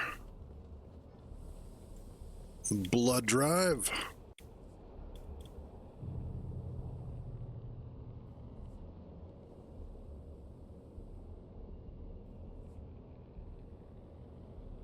There we go. That'll work. What are you? You are Spice Refinery. I think I'm actually going to go ahead and move this downstairs with the other refineries and try and keep them together.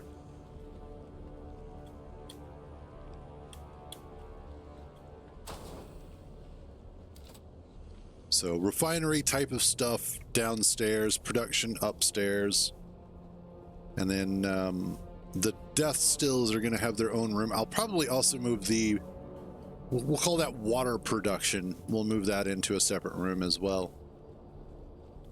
And really all that's going to be left in here after that is just the storage containers, which I'm okay with storage containers being in the hangar. It makes sense that you would have storage where you have a lot of your vehicles unloading and loading. And then also, honestly, vehicle production, because this is a vehicle production, what is it? Vehicles fabricator. So it makes sense that that would be in here as well.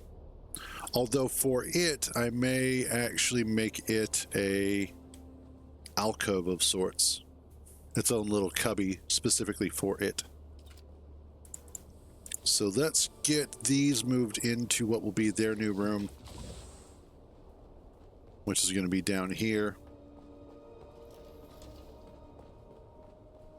And put one there.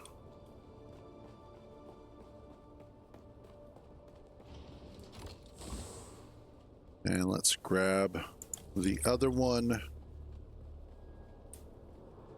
And I really do love how easy it is to redesign your base. You don't have to do a whole bunch of stupid extra work just to move some stuff around because you want it in a different position.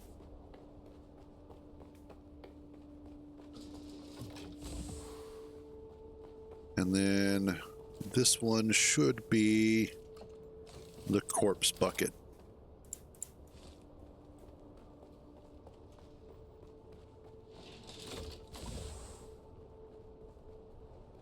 And there we go.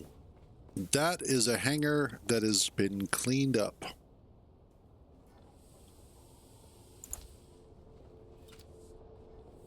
There. So we've got the death stills that are going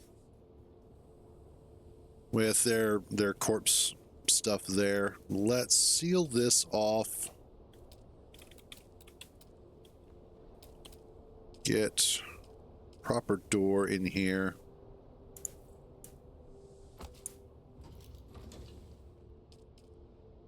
I think what I want to do is something like this. Then, whoops.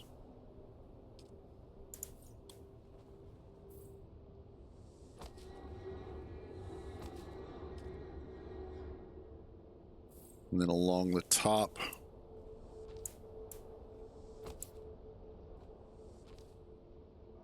And finally, do I have anything that I can use to decorate that?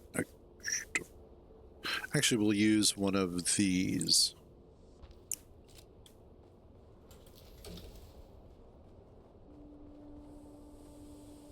Excellent. That works.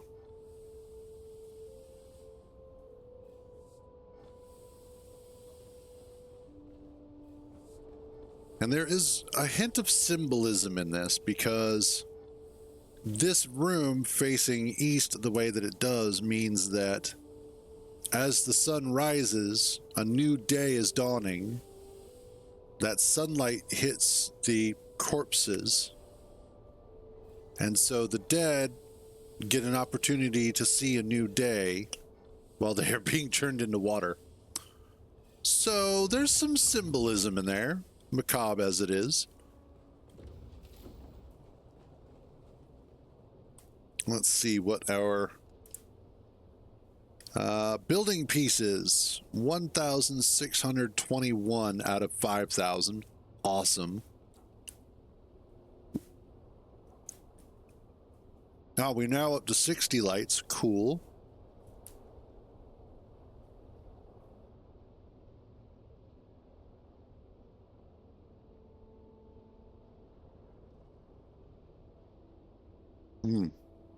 That's going to cost us 14,000 Solaris in tax for this place. I'm actually okay with that.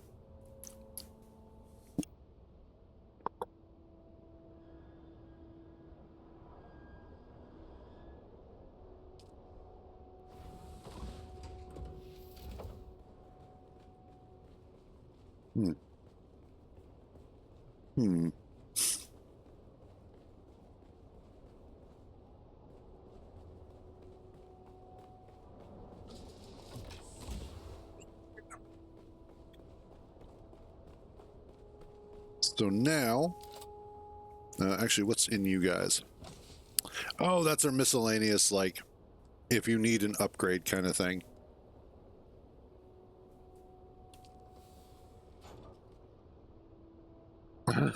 Absolutely. Hey, old Grumpy, how you doing?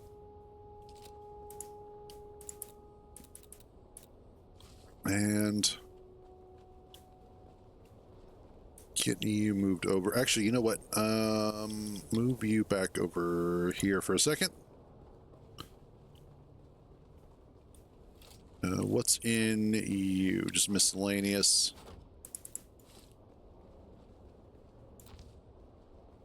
Probably the same with this one as well.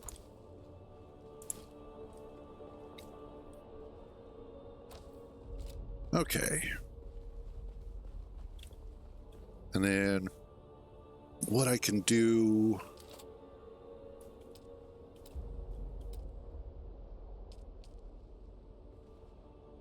is put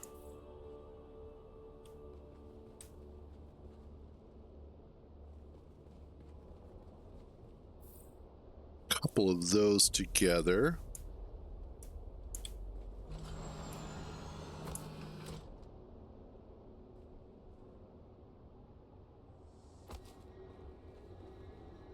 Oh, I see. Probably. Whoops. There we go. And then I can do... Nope. No. Walls. Not in walls. Should be in roofs. It's around here somewhere. Oh, it's right there. You're a dummy. You are forever doing that too.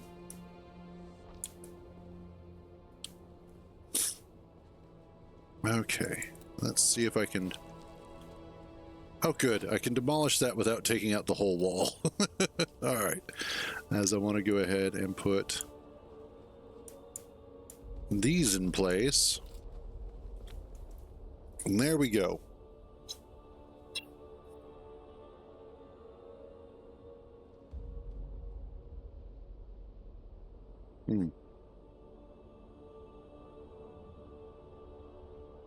Mm-mm-mm.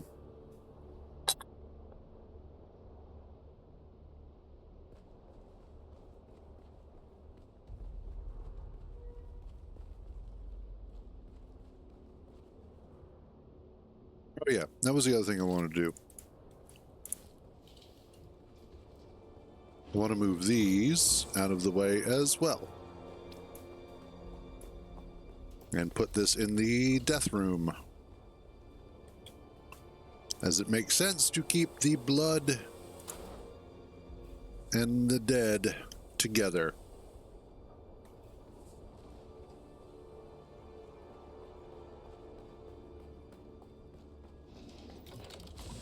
Oop. And come here.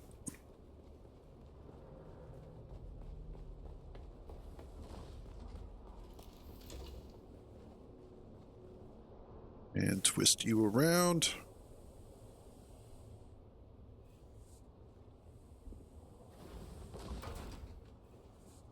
I need to move this a little more out of the way. All right, there we go.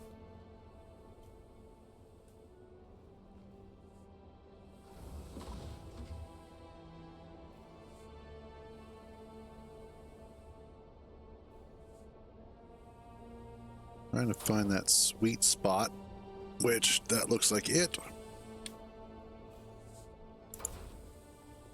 There we go. That looks nice. That'll work.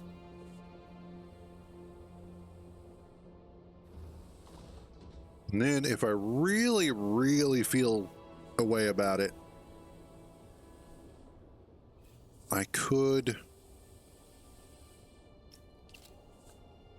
I wonder. Whoops. Let's see if I can... That. That. Whoops.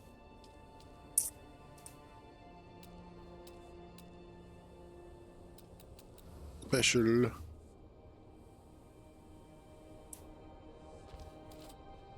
How in the way of the door is that? That is kind of in the way.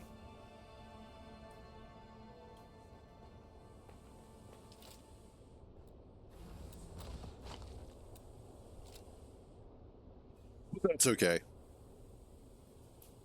I'll figure something out for... Oh, wait. Haha! Cruz, you're almost a genius, but not really. Let's not get ahead of ourselves. And then I can put that there.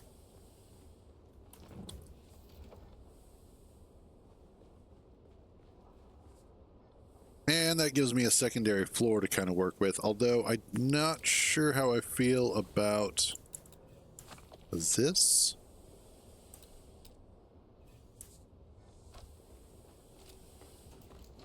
I definitely don't like that.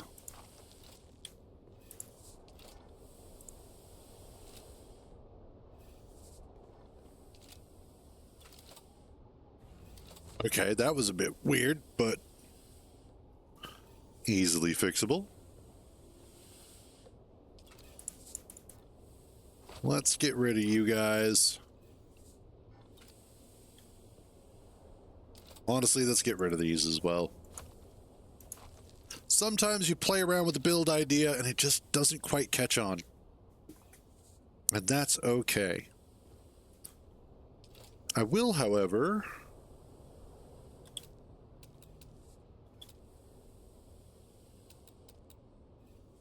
flop over to some lighting.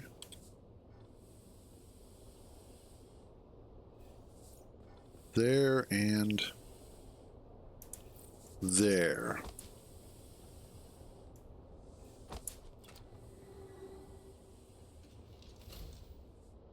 Awesome. Kintar's going to come back from his meeting and be like, where the hell is everything? Yeah, I moved it. Good luck. And then log off.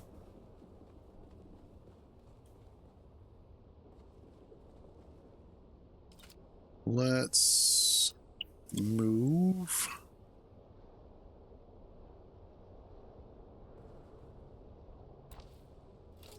What is actually in you? Miscellaneous stuff. Okay. That's Scipio's. Okay, so that's Kintar's stuff. Yeah, well, he doesn't seem to mind me actually building all this crap, so...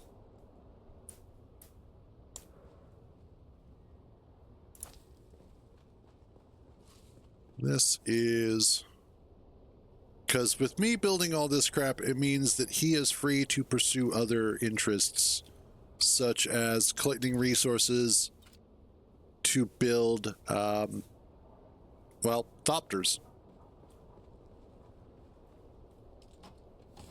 Let's see, that is actually mine, I believe. But I will just, you know, miscellaneous objects go in here. Which one are you?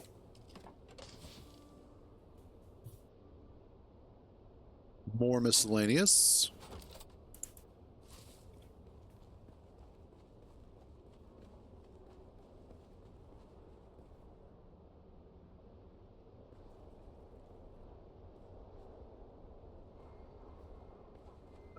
Can I get it? Yes.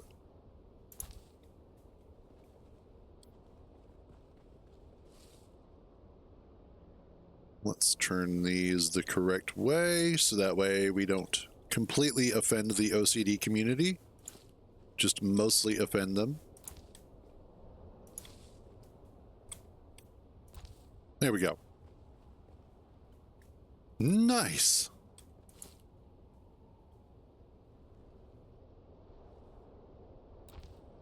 There we go. That's better. What's in your wallet? You're more just miscellaneous items.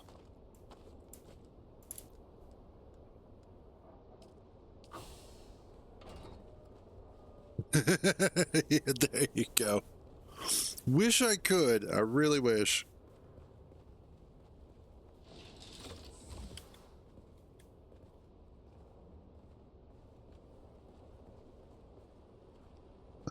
Make sure we drop off everything we don't need. Oh, God, yes. Every once in a while, I get triggered by that too. I'm like, that is the wrong shade of that particular color. I cannot handle this. Who actually did this? What is wrong with you?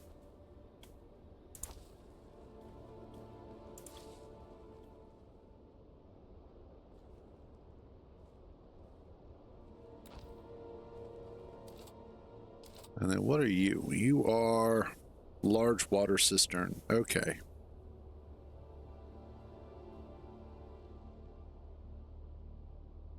Oh, it needs 160 silicone block. Okay.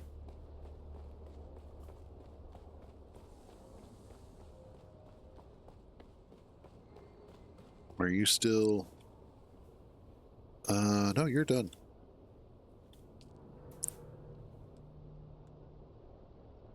I'm gonna do 67 more.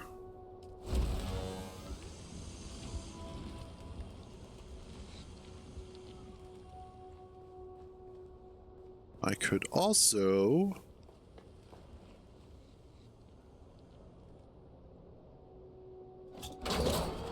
and I should have my compactor with me. Let's go see if we can go get some of that flower sand.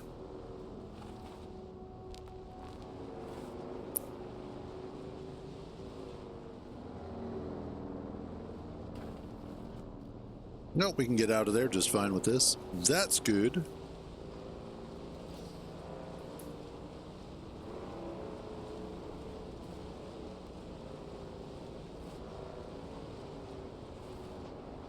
Yeah, this is the flower sand. So there's this particular spot, which is absolutely beautiful because of the fact that it is open desert, but it's not. And it's part of the reason why we built over here. We found this during the open beta.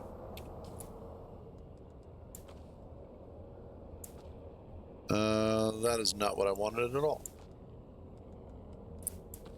That is what I wanted.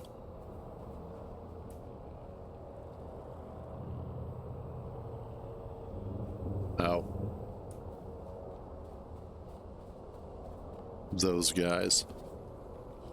I wonder if I can hide in here.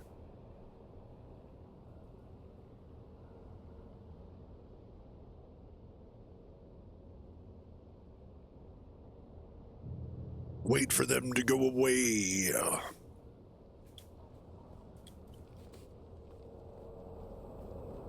Ah, okay, we're good. But when you walk out here,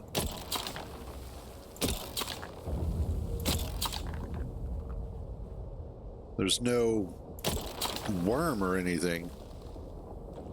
Yeah, kinda.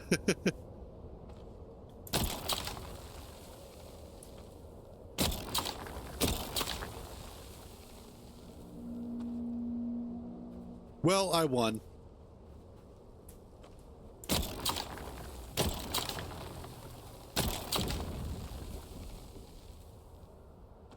Give me all this flower sand. Nope. Some ship just got blowed up.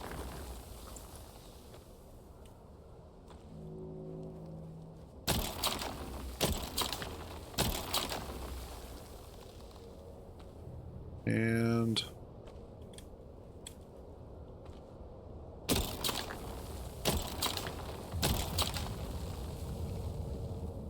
yeah, pretty much.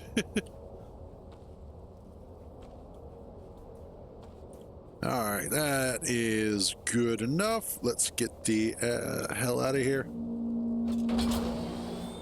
Not today, sirs. Not today.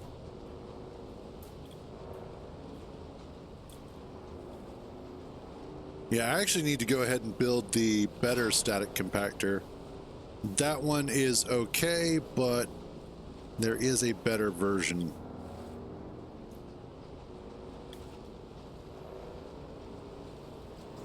Also, that is absolutely awesome to see on your way back home. There's this big giant compound.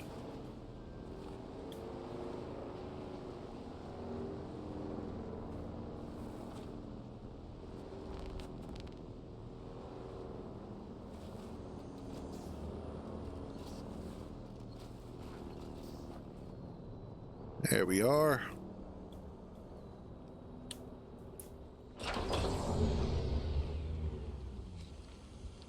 And I can do 176 more. Go to work.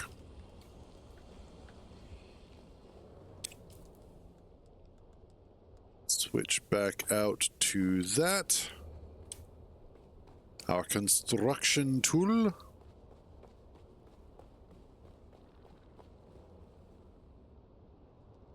True. If I was worried about people attacking, that would be super useful. Fortunately, though, not much PvP in this area. Oh,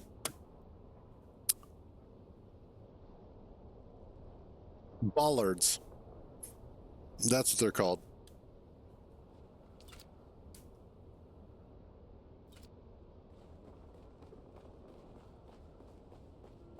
I only know that because of City Skylines, actually.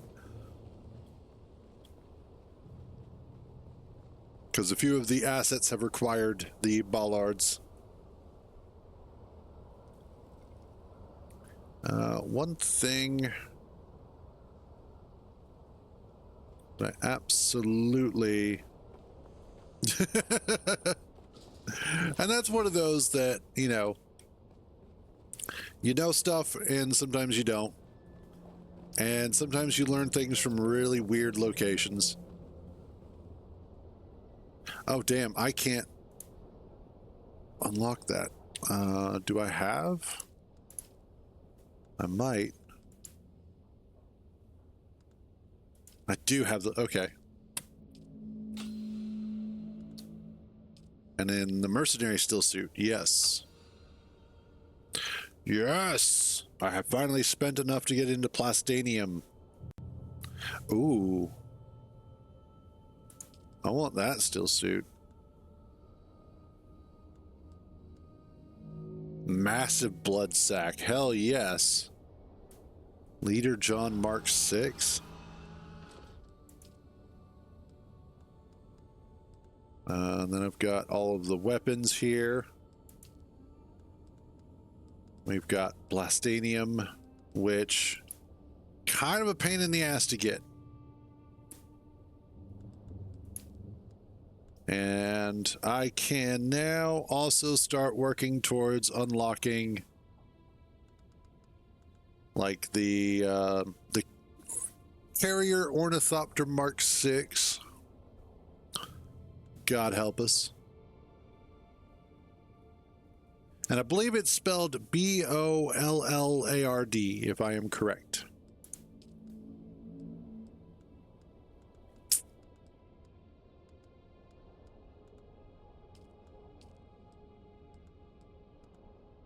What else?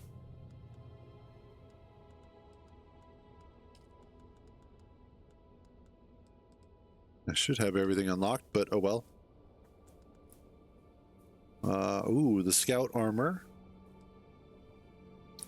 That chom stuff be looking real sexy.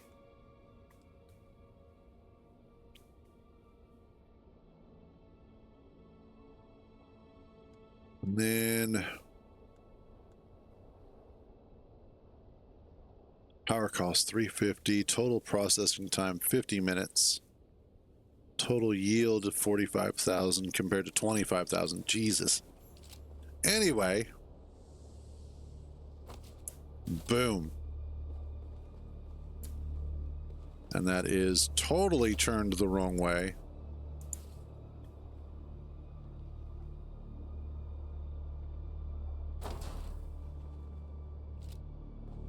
Awesome. We now have a grand total water capacity of 202,000 milliliters of water. That is pretty damn cool, actually.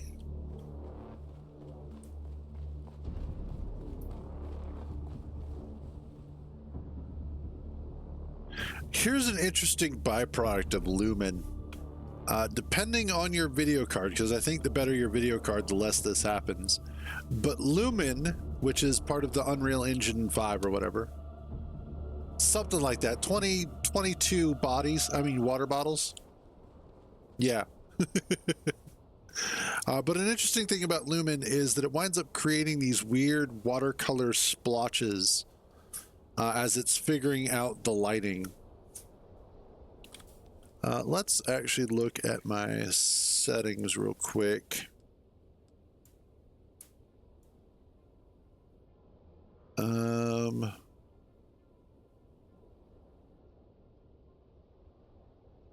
Yeah.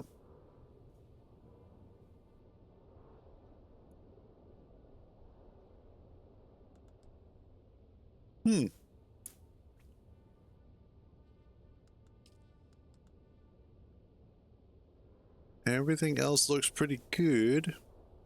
Cool. But there we go.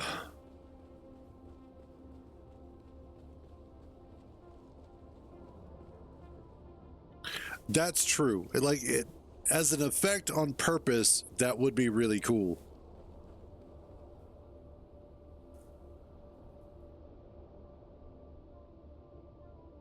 Which is why I really don't mind it.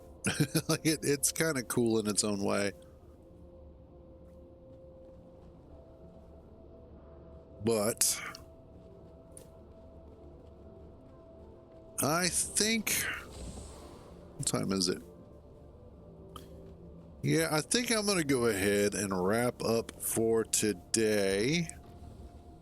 I actually got a lot accomplished, way more in this than I did in Space Engineers, that's for certain.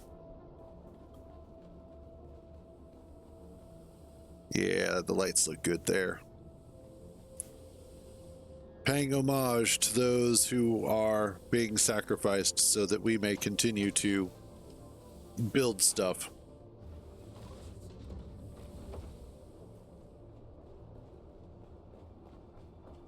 And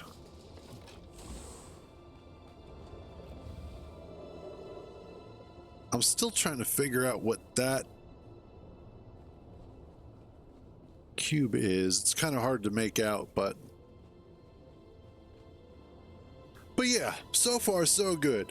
Tomorrow, I don't know what we're gonna do tomorrow. It might be more of this, it might be Space Engineers. Just kind of depends on how I feel at any given point in time.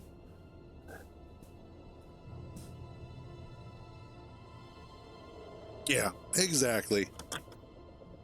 And overall, I don't mind hanging out with you guys either. I know I bitch about it, but that's just, I bitch about everything. I hate you all, but I love you guys. That's basically how that goes. Anyway, though, we are going to go ahead and wrap this up. Tomorrow might be Space Engineers, might be more of this. Kind of depends on how I feel. Kind of depends on what Kintar and I do later this evening. Probably even have Landri joining us and getting into... Yeah, that's why I do it. I care. That's why I do it. But anyway, we're going to go ahead and wrap up for today. As always, thank you all for joining me on these misadventures. So glad to have you guys along for the ride. You all have a wonderful day. Stay out of trouble. And remember, if you get caught, I don't know you. I will catch you guys tomorrow.